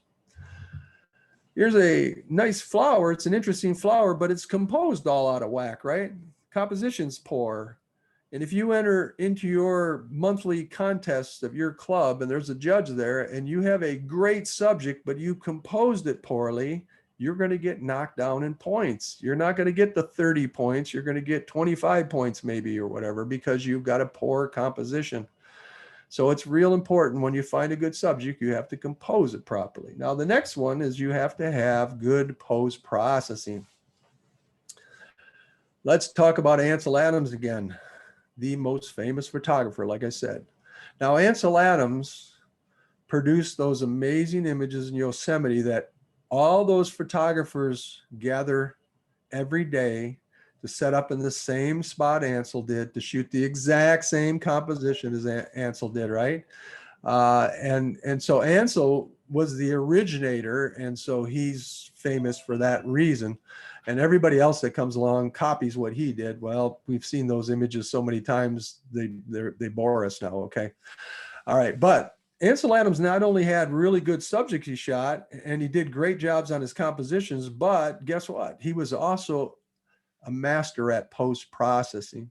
People always talk about how amazing Ansel Adams was at burning and dodging his images to create that strong contrast in those black and whites. And that's what set him apart as far as his landscape photography from a lot of the others. He had those skills in the post-processing. So we have to do those same good quality skills in our post-processing, just like Ansel is, if we want our images to stand out. Now, we're real lucky because we have post-processing tools that would blow Ansel Adams away, right? He was doing amazing things just with the simple little things he had to work with, but we have amazing tools to work with. All right, now, this is a subject that I photographed at a little arboretum called Cox Arboretum, just north of Cincinnati, Ohio. I was heading down I-75, heading south, going to Cincinnati to do a workshop on a Saturday and Sunday. It was Friday afternoon, and I saw the little sign there, and I says, you know what, I'm going to get off and check out this little arboretum here. Well, I was really happy I did because I came across this subject here, and I was amazed. I thought this is the coolest little subject I ever saw. I think it's just so interesting. Only saw it that one time, have never seen it again since that day. I was just lucky to be there. Lucky I got off at that ramp there and took it over to the Arboretum because I caught this flower here, or this, it's called a spurge plant, someone told me. All right, so when I got done shooting it, I headed down to Cincinnati because I wanted to get into my hotel Friday night. And I got my laptop out, and I'm really excited because I want to process this image because I think it's a really cool subject. And as I said, I always look for cool subjects, and I was real happy with this. So normally what I would do in my post-processing is I would just go into Photoshop or whatever I'm using. I use Smart Photo Editor a lot now. And all I would do is just really enhance the colors. So, add some saturation into the colors and make the colors pop more. And then I would add some contrast, a little bit of contrast boost. And then if it needs sharpening, I might sharpen it. Now this image looks pretty sharp. Well, that's f32. That's right out of the camera and it looks that good. So when people tell you that your image is going to be real soft, don't believe that. That's not true. They will have some softness, but it's not, you'd have to blow that up pretty big to see the softness. All right. So I did my basic post-processing. It was okay. But I wanted to see if there was any filters in Nik software. Color Effects Pro 4 has these creative filters, 57 of them. And you can click on each filter and it'll create a different layer over top of your image with a different filter so you can get a different look. So I went through these filters and I'm clicking on one after another and I'm going down and down and down and I'm not seeing anything I like yet, but I get down towards the very bottom and there's a filter called solarization there. And when I click on solarization, this is what happened. And I was blown away when I saw what that solarization filter did to this subject.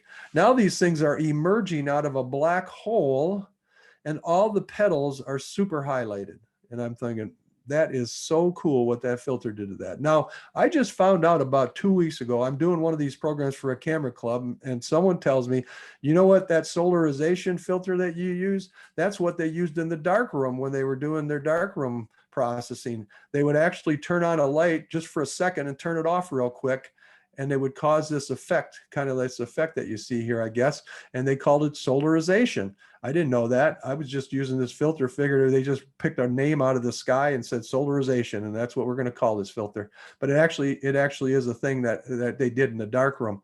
So I was really, really impressed with that filter, how that just totally changed the look of this image. Now, if you were to ask me, like, out of all the images that I've ever photographed, which one is my favorite image? I would tell you it's this image right here. Now, if I would have just had this image right here and just did my standard post-processing that I told you about, enhance the colors, contrast, a little sharpening, I would not put that in my top 10 images, okay? But once I applied that filter and got that look out of that image, that became my favorite of all my images. If you go to my website, you'll see the opening page of my website. You'll see that image on there. And if you go to my Facebook page, the banner at the top, there's a slice of that image on there. It's just, I love this image. And it's because of that post-processing that created that look. And I've had a lot of success with this image in terms of, people, interested in using this image. Now, this is a calla lily that I shot in my house. I just set it up on my stairway. I put a black felt background behind it and photographed it. And so you can see the image on the left side. Now, that's a pretty poor looking image. And that's kind of the way they come out of the camera. They don't always come out of the camera looking very good. They're not finished. You have to go through that post-processing, like I said. Now, that's a black background behind that flower, but you can see it turned to more of a kind of a bluish color. But I don't worry about those things because I know I have the tools to fix all those little issues that I'm going to run into. Plus, the flower itself was not very saturated. It was kind of washed out looking. Now, the image on the right side, you can see I've enhanced the colors. I've saturated the colors more to pull the color out. I've also used a soft focus filter to soften down the lines in the calla lily. And then, obviously, I turned the blue colored background into a black color. So that's the cool thing about the post-processing. We can do so much with those tools and create such cool looking images, just like Ansel did when he was dodging and burning. Matter of fact, there was a guy that bought Ansel Adams books and he bought his prints and stuff and he loved the work that he was doing. And he got a camera and he went to Yosemite and he was going to photograph these same scenes that he saw Ansel shoot. And then when he got home, he mailed, sent a letter off to Ansel and he was complaining. He said, I'm very disappointed. He says, I went to Yosemite to shoot those images and they don't look anything like your pictures do. It's because Ansel was doing all those weird things. He was blackening skies down and doing all those things. And Ansel said, this is what I saw with my eyes. What I wanted to see is what I did in my dark room. So people were like confused when they got to Yosemite. It didn't look like his pictures. Just like my picture doesn't look like what I shot at that Arboretum that day. Now, occasionally, what I do is I take a couple of my images and I put them on my Facebook page. I actually just did this with 2 images last week. But on this day here, I had 2 shots, each with the same subject matter. Each image has a feather on sand at a beach. So they're both the same subjects. Now, I asked the people that were viewing these 2 images side by side if they would hit the like button on the one that they think is the better of the 2 images. Now you can see down below, the image on the left side got 102 likes. The image on the right only got 4 likes. I'm surprised that 4 people thought the image on the right was better than the image on the left. I don't know what those 4 people are thinking, but it should have been 106 to 0, okay? Now, let's analyze these 2 images. The image on the left has a more interesting feather. Look at how the separation and the veining happened. You have a nice S curve here. You always hear 2 people talk about S curves are good. Here's another little grouping right here that turned into a little V at the end. And then this little grouping here just kind of comes and overlaps this other little grouping here. And then you've got some sand that kind of filtered into the center here. So it's a really interesting feather, okay, compared to the image on the right side, which is a very boring feather. You can see it's got straight lines and straight edges, and it's not a very interesting, not very artistic like the image on the left side. The image on the left side also has some post-processing that I did. I kind of add some warm tones into the sand and warm tones into the feather and just kind of warmed the image up, made it look a little bit more interesting. The image on the right, there's basically no post-processing. It's just kind of bland looking.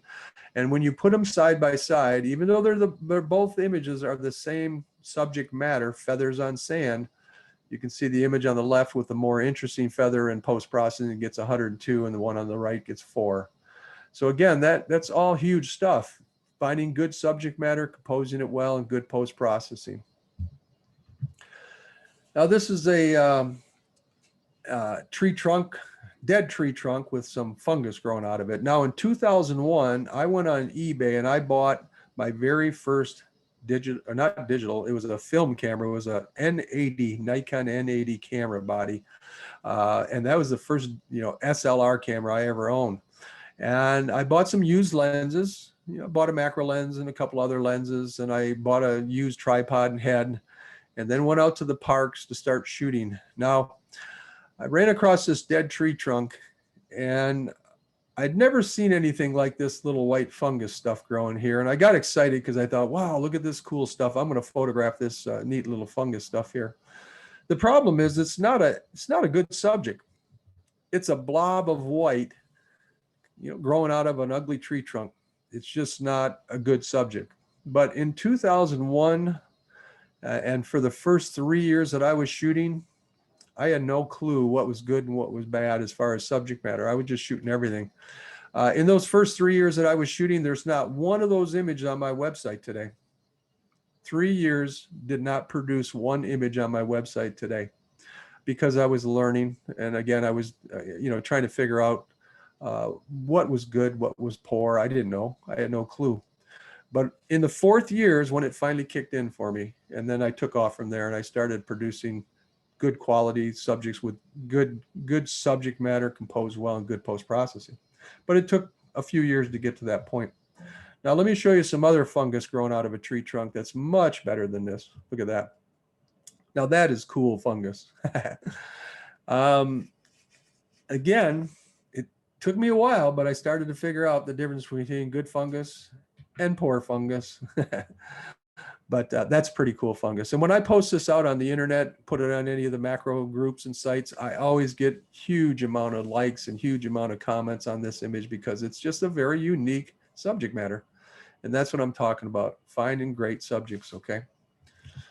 Here's an old ratty fern. You wouldn't want to wouldn't want to photograph that. It's just in poor condition. It's very, very poor condition. So you pass up on some of that. But look at this fern here. Ah, yeah, that's a beautiful fern. That is beautiful. Now, remember I told you I shot my most successful image. Financially, the most successful image I ever photographed was with the Fuji S2 in 2004. And you know where I shot this? In Yosemite. I went there to shoot, just like all the other landscape photographers, to shoot those same scenes Ansel Adams made famous. And at the time, in 2004, I was still trying to figure out if I wanted to be a landscape photographer, want to be a wildlife photographer, be a macro photographer.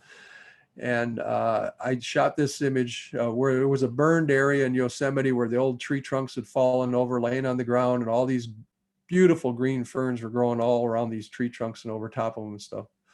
So I shot that with a 180 Sigma macro lens, and that was the trip that I finally decided I was going to be a macro photographer, because when I had to fight for tripod space with about 100 other photographers to shoot one of those scenes, in the evening or in the mornings, I says, you know what, I can't do this. And so I became a macro photographer. Now, this image here, again, 6 megapixel Fuji S2 camera produced it, shot at f32. And this image won highly honored in the Windland Smith Rice International Competition. It won in quite a few other contests that I had entered in at that time. And it has been published in Outdoor Photographer magazine, 3 separate issues. 3 times that was published in Outdoor Photographer magazine. It was published in other magazines, and it sold real well in the art show business that I was in for 7 years. And Hewlett Packard owns the rights to this image. They actually bought the full rights of this image. They actually own this image, and they pay a lot of money when they buy the full rights to it. So I made a lot of money off this image. And again, Fuji S2 6 megapixel camera. I can't say that enough, because again, I hear so many people talking about they need to buy a better camera. Yeah, I did it in 2004 with that camera. So, and again, made more money than any other image I ever shot, even with all my better cameras. All right, now here's a palm shot in Florida. I am, like I was telling you, when I get my second shot and I'm figuring I'm going to be pretty safe, I'm heading down to Florida, because I love shooting tropical plants, because living in the Midwest, I don't get an opportunity to shoot those tropical plants. Just like when I go out to Arizona and California, I get to shoot the desert type plants. And I love that, some different types of subject matter. So these are just, again, really poor condition, very, very poor condition. And of course you have all kinds of different lines coming in and out of the scene, just not a very good subject. But this is a really good one here. There's a really nice palm right there. I love how these things are designed, where you have at the base down there, you have lines radiating out from that 360 degrees all around that thing. And it's just really cool how these plants form. Now, these palms are green, but I actually went into my Photoshop or Smart Photo Editor and I added a filter that created all those different shades of colors on there, just to create something different with it.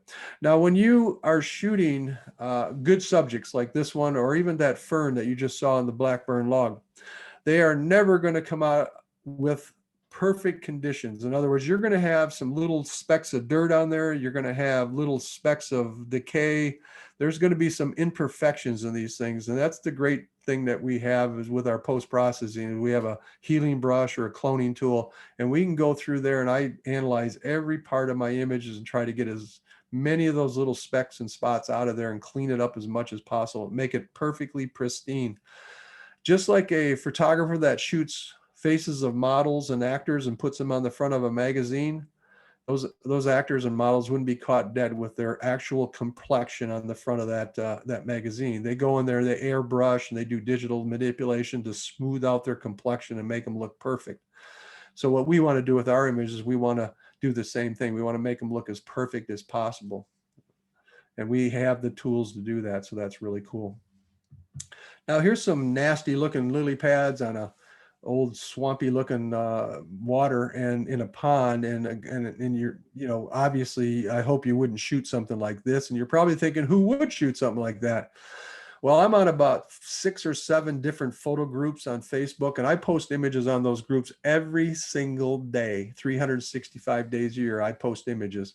And I also view hundreds of other images of other photographers on those 7 groups or whatever. I go through and I look at all the images, and because I'm curious on what people are doing.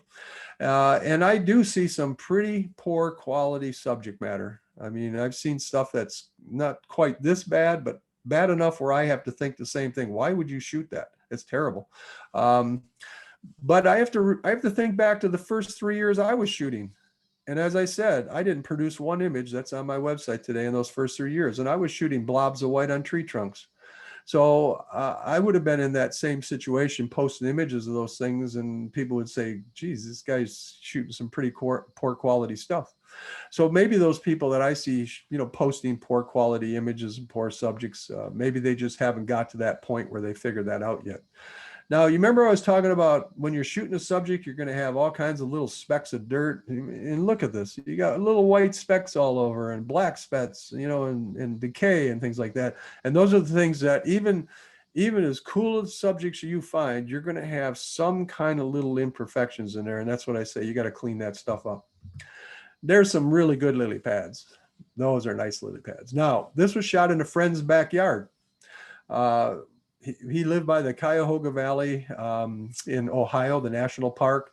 And we went out there. I went to visit him. We went to shoot at the park, and it started to rain because this huge storm was coming through and these big dark clouds were coming through. And so we head back to his house. And so as the storm was starting to clear out, he says, well, I'm going to make lunch. You can go out and start shooting. And I'm saying, I'm all for that. You make lunch. I'm going to go shoot. So I go out in his backyard. His wife's got all these amazing flower gardens out there. And he's got a pond with these little lily pads in it. Now, as that storm clouds were still kind of moving out of the area, right behind it, the sky's clearing, and this really weird light was happening on the pond. And as you can see, the surface tension around the lily pads, the way the light was hitting it, caused that white glow around the outside edges of the lily pads. That's just the way the water was. It was a real weird look on the water. So I was just kind of in the right place at the right time. As those clouds moved out, the sun comes out, it wouldn't look anything like that. But again, just happened to be right at the right place, right time. And then with that rain that went through, it left water drops on all the lily pads. Now here's something that I want you to all go out there and search out. Good, interesting, unique, different subject matter, okay? If all you're going to do is shoot roses and calla lilies and sunflowers and black-eyed Susans and all the shots of, Gerber daisies that you've seen a million billion times, all right, already posted, you're just going to fall into that trap like all the people in Yosemite who shoots the same images Ansel Adams shot, okay? You're going to just get into that same old mode where you're shooting all the same boring subjects everybody else is shooting. Not to say that you shouldn't have those boring subjects, but once you've accomplished those things, move on and start finding some better subject matter. So this is an interesting subject I found at a Chicago botanical garden. And I was walking into the tropical greenhouse they have there, and there was like a raised area that had a railing. And I looked over that railing, and down below I saw this plant, and I thought, that is really a cool looking plant. It's a spiral staircase winding down into a black hole. And so I got my camera over top, got my, my Vanguard tripod with my arm extended out over the railing so I could shoot down at it, and had a lot of depth from the top to the bottom part. So guess what I shot it at? You all know, F-32. So got her all in focus. Really cool subject matter. And again, never ever seen this again since that day when I shot it there. But when I post this, on all the forums and the different places I post my images, I always get tons of likes and tons of comments. People are amazed by the subject matter. And that's what you want to do. You want to find unusual, interesting subjects that, is not common, people haven't seen. And that's what's going to kind of take your photography to the next level. Now, here's another example of a rare find. And this is just something that it's only happened one time in the 20 years I've been shooting in Michigan here. Typically our frost comes in about mid-October, we start getting frost. But the thing is, when frost starts to come, your flowers are typically long gone by mid-October. This was a freak early frost when the black-eyed Susans were still standing in the field out at the local park. So when I heard that frost was coming, I made sure I had all my gear ready to go and ran out to the park because I know that frost is going to create a cool look and an interesting character on top of my subjects that I'm going to shoot. And I caught this flower with that heavy frost on it. Now, you're not going to find many people that have a frosty black-eyed Susan in their portfolio of flowers, but I've got one because, again, when I saw the right conditions were happening, I made sure I got out there and captured something with that frost out there. So again, real important. You want to make sure you're finding unique subject matter. And that's what I was saying earlier. Good subjects composed well, good post-processing. Now, this is another thing that I like to do. When I started many, many years ago, I used to, wander in the woods looking for things to photograph. I'd see these old tree trunks that were laying on the ground, and they've been laying there for 30 years, 40 years, 50 years, and all the bark has fallen off of those tree trunks. And so it's exposed the underside of these trees. Now, the very first cavity that I found that had a hole in the tree trunk, had this interesting little cavity. I thought, you know what? It's a cool little cavity, but it's by itself, it's just not all that interesting. I'm going to put some flowers in that hole and make it into a natural flower vase. And so the first one I did turned out really, really cool. And ever since then, I always search out cavities and holes in tree trunks. And if I find something really interesting, I'll put some flowers in there. Now, this one here is my favorite of all the cavities I ever found. I think the way that the tree trunk is formed, it's just very artistic the way it formed. Now, those flowers, you're probably thinking those flowers are tulips that I stuck down in there because they look like tulips, but they're not. They're called orange star flowers, and they're only 1 inch tall. Each one of those flowers is only 1 inch tall. It's very tiny little flowers. Well, and these are in the budding stage. They haven't opened up. When they open up, the flower is a flat flower, but in the budding stage, they look like little tulips. So I found them at a florist, and it took me 4 months before I found a flower small enough to fit into that little hole. And so when I bought the flowers at the florist, I knew it was going to be perfect. Ran it out there, put them in this little cavity, and photographed them. Now you're looking at that thinking that's a pretty big area, but it's not. It's only about 6 inches wide by about 9 inches long. That's a small area. It's a really small hole that was in that tree trunk. Now, Tamron, who does, they go to a lot of photo conferences and set up at photo conferences in the vendor areas and show their lenses off.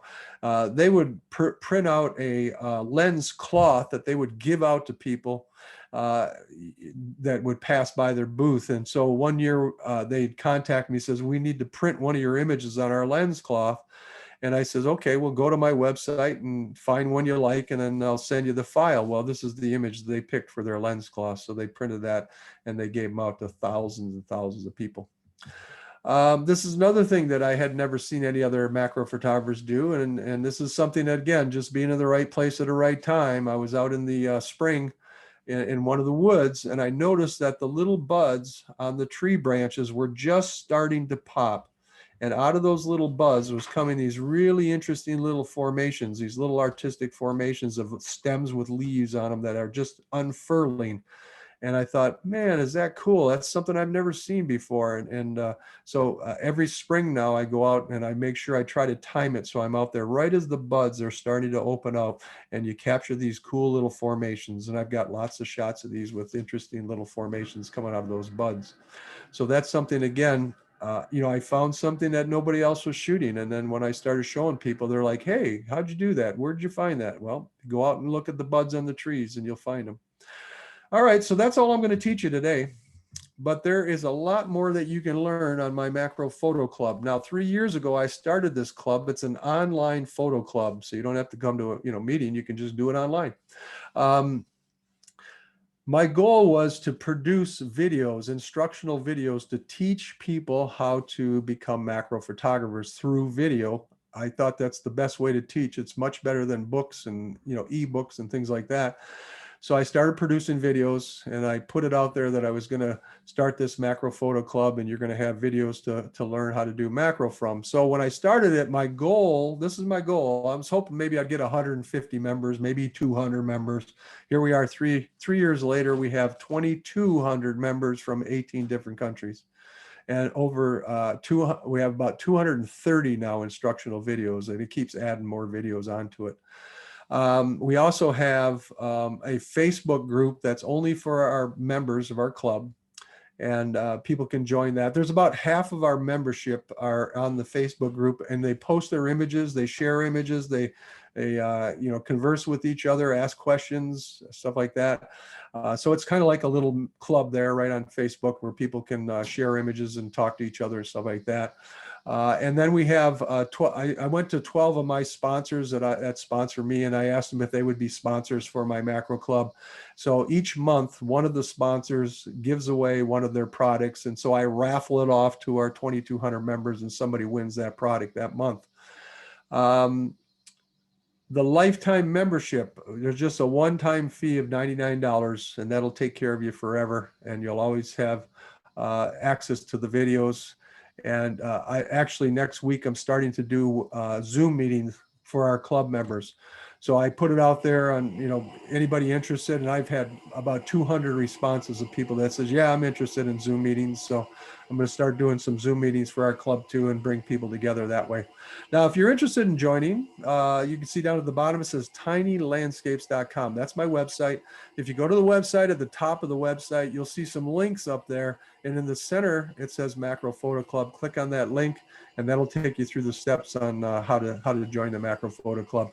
And you will learn tons of good stuff there. All right. And I've taught you a lot here, but there's a heck of a lot more that you can still learn. There's like 35 videos on composition, and there's 30 videos on post-processing. We've got over 100 videos of me in the field with my tripod and camera showing you how to shoot. And then there's about 50 videos on equipment. I just showed you a few things here, but there's a lot more that you can learn on things that you can use for your macro photography and travel and stuff like that. So, woo, I'm out of breath. Okay, Lloyd or whoever there is that's going to take over now. Come on back in. Mike, thank you. Thank you so much. If you would stop your screen share at this point, Yes, we can all I look at sure each other's will. face. There we go. Hey, everybody. Lloyd, are you with me? I'm still here. Let's get your video going. I'm getting, because my host has disabled it. Okay, well. All right. How's So everybody feeling about Mike's presentation? It was great, wasn't it? Hands up. Yeah, absolutely. Learned a lot. I learned the difference between close-up and macro video, and macro photography. And I see that you're someplace in the middle with a lot of the photos, Mike. Is that a fact? What's that? You're in the middle with the close-up and the macro as defined in Wikipedia. Yeah, I'm a close-up photographer actually, but I don't like the terms though, the way they're set up. Neither do I, because there's a micro term now floating around that is replacing what used to be macro. Yeah, I like the definition of 1-to-1 or 2-to-1. Yeah, I think that close-up photography should be called macro, and then micro should be 1-to-1 or higher. Most people they'll tell you, they say, well, I own a macro lens, so I'm shooting macro photography, but they're not shooting 1-to-1, they're shooting close-ups, but they say they're macro photographers. And if you go to any of the groups that are called macro groups on like Facebook, or you go to naturephotographers.net or Naturescapes where they have a macro group, very few images that are being posted are actually true macro images in the 1-to-1. They're all pretty much, most all of them are close-up photography, but they still call them macro photography. So I don't like the terms, but technically, as I explained it, that's the way it is set up technically, but I still call myself a macro photographer, even though I do close-up photography. So. Yes, that clarified it. Hello. If anybody wants to unmute and ask a question, I'm more than willing to hang out and answer your questions for you. Thank you for that. I've asked them in the chat to ask questions during the presentation. You can read them off if you want. I'm hoping, well, I don't have a Q&A in Zoom, I just noticed that. I do have a question for you, Mike, one that I brought up. Where are you buying your used equipment? Would it happen to be KEH? No. At the time when I bought it, it was way back before, there was an internet. So it was all on, there was internet, but it was on eBay. Okay. But at that time, there wasn't like, K&H or any of those, places that sell used equipment, because there wasn't enough equipment as far as digital stuff at that time. There, nobody was into selling any used equipment online or anything like that. So I bought it all on eBay. And again, it was film camera at that time. And then 2004, when I bought the S2, when digital started to kind of take over there. But it was all on eBay. I see. Stephen from our group asked, there is VO3 plus 263 AB, CB, AP, CP. What's the difference in these tripods? Okay, so there's versions that have three sections in the legs, and there's versions that have 4 sections. So it collapses down into a smaller tripod for like travel. And there's carbon fiber and there's aluminum. So you have, different options there. So make sure if you're looking at it, you check, make sure it has all the features you want on it. And of course, it'll get more expensive if you get into carbon fiber, and I believe the 4 section is more expensive than the 3 section. So yeah, the price will vary. But the one that I have is the 3 section, and it comes with the head. It's $249. But if you didn't get the links from Hunt's Photo, Well, we did. Absolutely, we did, and I'm going to present those in a summary when we talk about the recording and good availability. Good. Yeah, send them out, and then they can save some money on those things. Yeah. So you're using a tripod when you're doing F-32 because you must have really long exposures. No, actually, they're not that long. Well, I'm shooting at an ISO of 1,000. First off. Okay. And so that speeds up the shutter speed. And so if you were to watch any of my videos, you'll see that you can hear the click of the lens. They're very short. I mean, it's amazing because when you're outdoors shooting, you still have plenty of light to shoot with. And so I never have. I would say a 2 second would be a long one for me, but most of them are actually very quick. They're even at the F-32 or the highest f-stops. Now, if you were in a real dark woods with an overcast day and it's super dark, yeah, you're going to have a longer exposure there. And so obviously a tripod is, I shoot 100% on a tripod. I don't hand hold anything. I want to make sure that I get the sharpest image because there's always a chance hand holding, you're going to have a slight movement. And I'm shaky. I'm not very steady. There are, some macro photographers that I know that handhold, but they're shooting in the small f-stops too. They're down in the 2.8s and 3.5s and 5.6s. So they can kind of get a fast enough shutter speed when they're hand holding. But for me, if I'm going to get up into F11s, 16s or higher, I'm not going to be able to hand hold those. So I'm on a tripod 100% of the time. Wow. So are you shooting with a timer on your shutter? Are you also making sure to turn off image stabilization? A lot of people that use a tripod forget that, come home and see their photos and oops, I forgot to turn off IS. Yeah, so my image stabilization is always off because I'm always on a tripod. So yeah, you're right. You should have that turned off when you're using a tripod. And you're right. People do make mistakes and they'll have that turned on, and then the image can come out kind of a little bit out of focus because it screws it up. I use the self timer that's built in my camera. I don't like using another piece of equipment, so I don't want to carry a remote, or some people have. I've seen some people with the old style, you plug it into the camera with a cord and all that.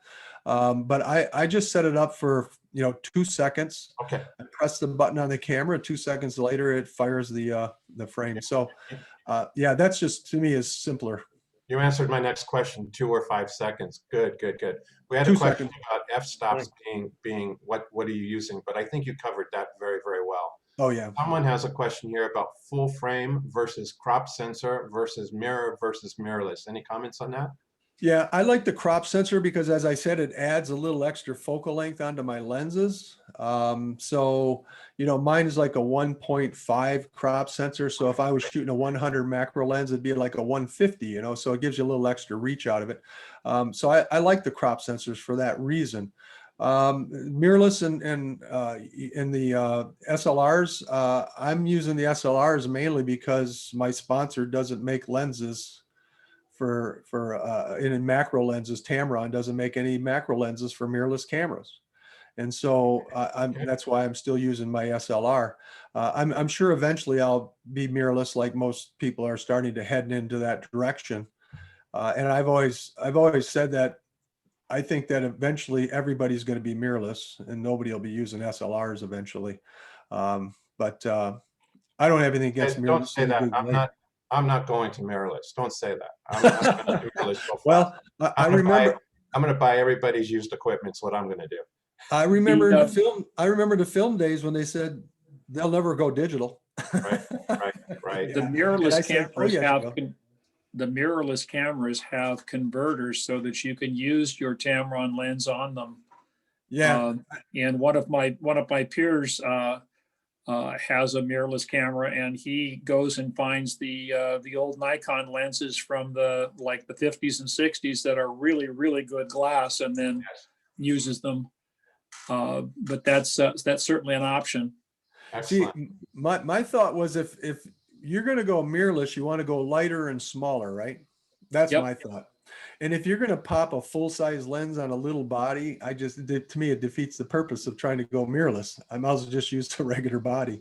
So I think like Panasonic and Olympus, they have those little small bodies with little lenses. I think that's, to me, is like, if you really want to lighten up your load and make a smaller system for traveling, that's kind of the way to go. I mean, they're coming out with mirrorless cameras that are almost as big as SLRs now, and they got big lenses that are as big as your standard lenses you buy for your SLRs. I just don't see the point, like the Fuji full frame cameras and the big lenses they put on those things. Yeah, I like using the feature of focus stacking that's built into my Olympus camera. Yeah. So I can stick with a nice wide open aperture to get the soft background, and then I take a bunch of shots to get my focus front to back, and then in Photoshop when I in Lightroom I stitch them together, and I can choose how much of the background I want to be there in Photoshop. Do I want it to be really, really soft or just what? But I find that's a really good technique. That's one of the nice features of the newer mirrorless cameras that are coming out. They have that built-in focus stacking, and it fires off the shot so quick. The problem is with focus stacking, like if I go out today at high noon, there's no way I'm going to focus stack a flower shot. There's just too much wind. And you can't sit there and refocus and reshoot all these different shots and get that image to come out focus stacked. It's just, there's too much wind all the time. If that's the case, then and you're shooting 2 seconds on an F-32, the wind is going to make your image useless anyway. But I'm not. No, I'm not shooting F-32 on the flowers. Remember all the flower shots that I took? I was in the F8s, F11 ranges. Okay. Now here's the other thing. I don't go out during the daytime to shoot. I go out at daybreak. Yeah. And at daybreak, you're going to have maybe no wind or at least low wind. Okay. Yeah. So you're going to be able to easily pull off a single shot. And you're also using your clamp many times, correct? Occasionally. Yeah. But most of the time when I go out to shoot, I'm looking outside, and I'm not going out if it's windy, even at daybreak. But most of the time I can get a day here or there where I get no wind in the morning, but that only lasts for about an hour. And once that sun gets up higher and warms up the air, starts heating that air up, all of a sudden, forget it. You're going to have a hard time getting a single shot. So I don't know how people focus stack outdoors. It's difficult. Indoors, it's not a problem, but these new cameras though, it seems to me they rapid fire these things. They shoot really quickly. They sure do. I've done dragonflies where the dragonfly is sitting really still on a whatever. Yeah. And gotten really, really lovely results with the focus stacking. Yeah. And that's a really cool feature. Yeah. On the cameras. Yeah. And then of course you can, if you have skills in Photoshop, you could take a background that's all cluttered and blur it out. You can do that if you have those kind of skills. I don't have those skills, so I wouldn't do that way. But the way I just taught you is how I would do it. And again, if I was in a situation where I needed to blur out that background, I can pop a background behind it. Yep. And just do one shot. Yep. Yeah. So I just find focus stacking to me is the traditional focus stacking. I just think it's a waste of time. But if you have a camera like you have that does it very quickly and can fire off a whole bunch of shots in rapid fire and do it, then that's pretty cool. Yeah, Mike, I have the same camera that Lloyd does, and the in-camera focus stacking will do. You can select up to 15 frames per stack. Yeah, and that's pretty cool. And since the camera costs more than your tripod, the camera's capable of the camera is capable at the burst rate of 15 frames a second. It will refocus each time. I know, it's amazing. So if you select a focus stack of 10 frames, it's only 2/3 of a second. Yeah, and I don't know how a camera can even shoot that fast, but I know they do. So outdoors, I've done focus stacking of flowers where I select 10 frames and it's a half-second shot. Yeah. And since it's got 5 stops of image stabilization in the body, and my pro lens has 2 stops, you can get seven stops of IS, so I can handhold a half-second shot and fire off 10, and the camera composites the images, and it gives you the 10 or 15 frames individually, and it gives you the stacked image in camera. Yeah, that's amazing. So yeah, Thanks, Mike, for it's sharing. going to be a while before I get a camera that'll do that. Thanks, Mike, for sharing that you bring the outdoors inside. I'm going to try that. yeah, can I ask you real quick if you touch on macro filters and extension tubes? Have you ever, or do any of your workshop attendees use? Well, it's pretty much 100% of the people that come to my workshops have macro lenses. Okay. About 100%. But yeah, if you had a standard lens that, maybe the minimum focusing distance was 6 feet from the subject and you wanted to get closer, you could add on an extension tube. It'll get you a little closer. And if you need to get closer yet, you add another extension tube, and you need to get closer, you add another extension tube. And it can actually get you into that 1-to-1 if you had enough tubes on there. Yeah. And so, and it won't, you'll get the same quality as if you shot with a macro lens, because it's a hollow tube. It doesn't have any, Right. it doesn't screw up anything, as far as it's not glass or anything you're going through. So it's a hollow tube, so it works great. The only problem is that when you use a tube on there, each tube, it'll only focus in a certain range. Right. And so if you're inside or outside of that range, it won't focus for you. So you have to learn where those ranges are as you add on the tubes and subtract tubes going in and out. So it's a little bit of a hassle, but you can do it if you understand how they work. Okay. So, but it can be done. And a lot of times you'll see a landscape photographer that's he goes out to shoot his landscape, but he doesn't want to carry a macro lens or buy a macro lens. So they'll have an set of extension tubes just for that one rare shot that he might want to take or she want to take and add a tube in there just to get a little closer to a subject. But I actually been using a close-up filter recently made by Nisi, and it just screws on the front of my macro lens. Exactly. Yeah. Yeah. And then it'll take you into that higher magnification. Yeah. So I've been playing with that and playing with a rail. With the higher magnification, you're in super close. The rail works nice just to kind of move the camera back and forth a little bit. And so that's something I've been experimenting with. But I don't do a lot of high magnification stuff. So, but it's been fun playing with that Nisi filter.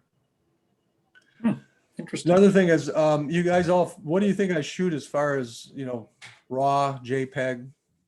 I think you're I shoot shooting RAW, right? I think you're shooting JPEG because you're asking. You're right. All my images are JPEGs. I've never shot RAW files. I shot RAW or RAW plus JPEG for years, and when I bought my mirrorless Olympus is the only mirrorless they've got the best JPEG out there. They have a JPEG that's called, how the large is the largest JPEG in your menu selection. They have a large SF, which they call large superfine. Superfine. And you can take an LSF JPEG Olympus, and I defy you to tell it from a raw image. Yeah.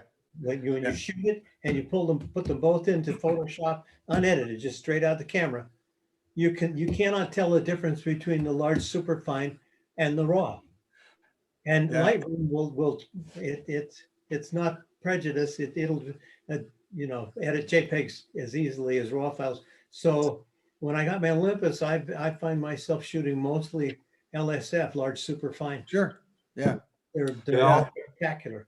Bill, my aspiration has always been able to take my Nikon RAW files and turn them into an Olympus JPEG. Yeah, exactly. That's well put. Well, you know, when I bought my first camera, that Fuji S2, it was actually, I bought it because I was going to Yosemite on that trip and I wanted that digital camera for that trip. Now, when I bought that camera, it was regularly $2,000, but my friend who was a commercial photographer got me $200 off. So I paid $1,800 for that camera. And when I went to buy the camera, the camera store clerk guy there, he says, you're going to need this compact flash card. Well, I had no idea what this stuff is, right? And I says, well, what does that do? He says, well, this is going to capture the images for you when you take a photo. You're going to capture it on this card. I go, okay, well, give me one of those. It's just a little small thing. I'm thinking it's like 20, 30 bucks, right? $250 for a 1 gig card. So when I figured out I could only get 35 raw files on that 1 gig card, and I could get 170 some JPEGs on that card. So I guess what I'm shooting, I'm shooting JPEGs. Now the other issue in 2004 was I'm kind of cheap, and so I had the cheapest tower computer you could buy at that time. Now you can imagine how small the RAM was on that. It probably wasn't even a gig. And then the processors on those old computers were so slow. And then you had a hard drive that you could hardly put any large files on these things, and you'd fill up your hard drive. You didn't have external hard drives. So at that time, I didn't have a choice. I had to shoot JPEGs because I couldn't afford to buy more compact flash cards. And you didn't even have the computer capacity hardly to do really big files at that time or store them. So I was shooting JPEGs. Well, I'm entering into contests. I'm getting published in the magazines with my JPEGs, and I'm going, well, these things are working pretty good. so Yeah. Nowadays, obviously, you can buy terabytes for next to nothing, and you can buy 64 gig cards for next to nothing. So and you got super fast, computers. I've got laptops that are like gamer laptops, and so you don't have to shoot, JPEGs now, but I still do because it's just what's worked for me. And so I continue to shoot JPEGs today. But that's what I said. I do everything backwards. I do everything that you're told not to do by every other instructor. Don't shoot over F16. Never shoot JPEGs, only RAW. But it's worked for me. And that's what I tell people. People say, well, I do this and this. And if that's what's working for you, continue doing it. Yeah. You can join my club anytime. A nonconformist that doesn't follow the rules, doesn't know the rules, doesn't want to know the rules. I love it. Yeah. Well, I'm going to have to sign off. It's gotten quiet. Nice seeing you, William. Mike, I can't thank you enough for joining FSTOP and VPC, and your presentation was wonderful. Thank you very much. A lot of fantastic comments in the chat. I hope maybe you'll remember to save that chat so that you can get a big head. Well, I thank you all for attending. I appreciate it. And Mike, let's stay in touch. Yeah, it's been fun. Okay, Yeah, take care. care.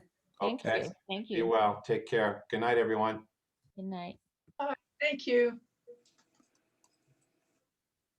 Thank you. Thank you.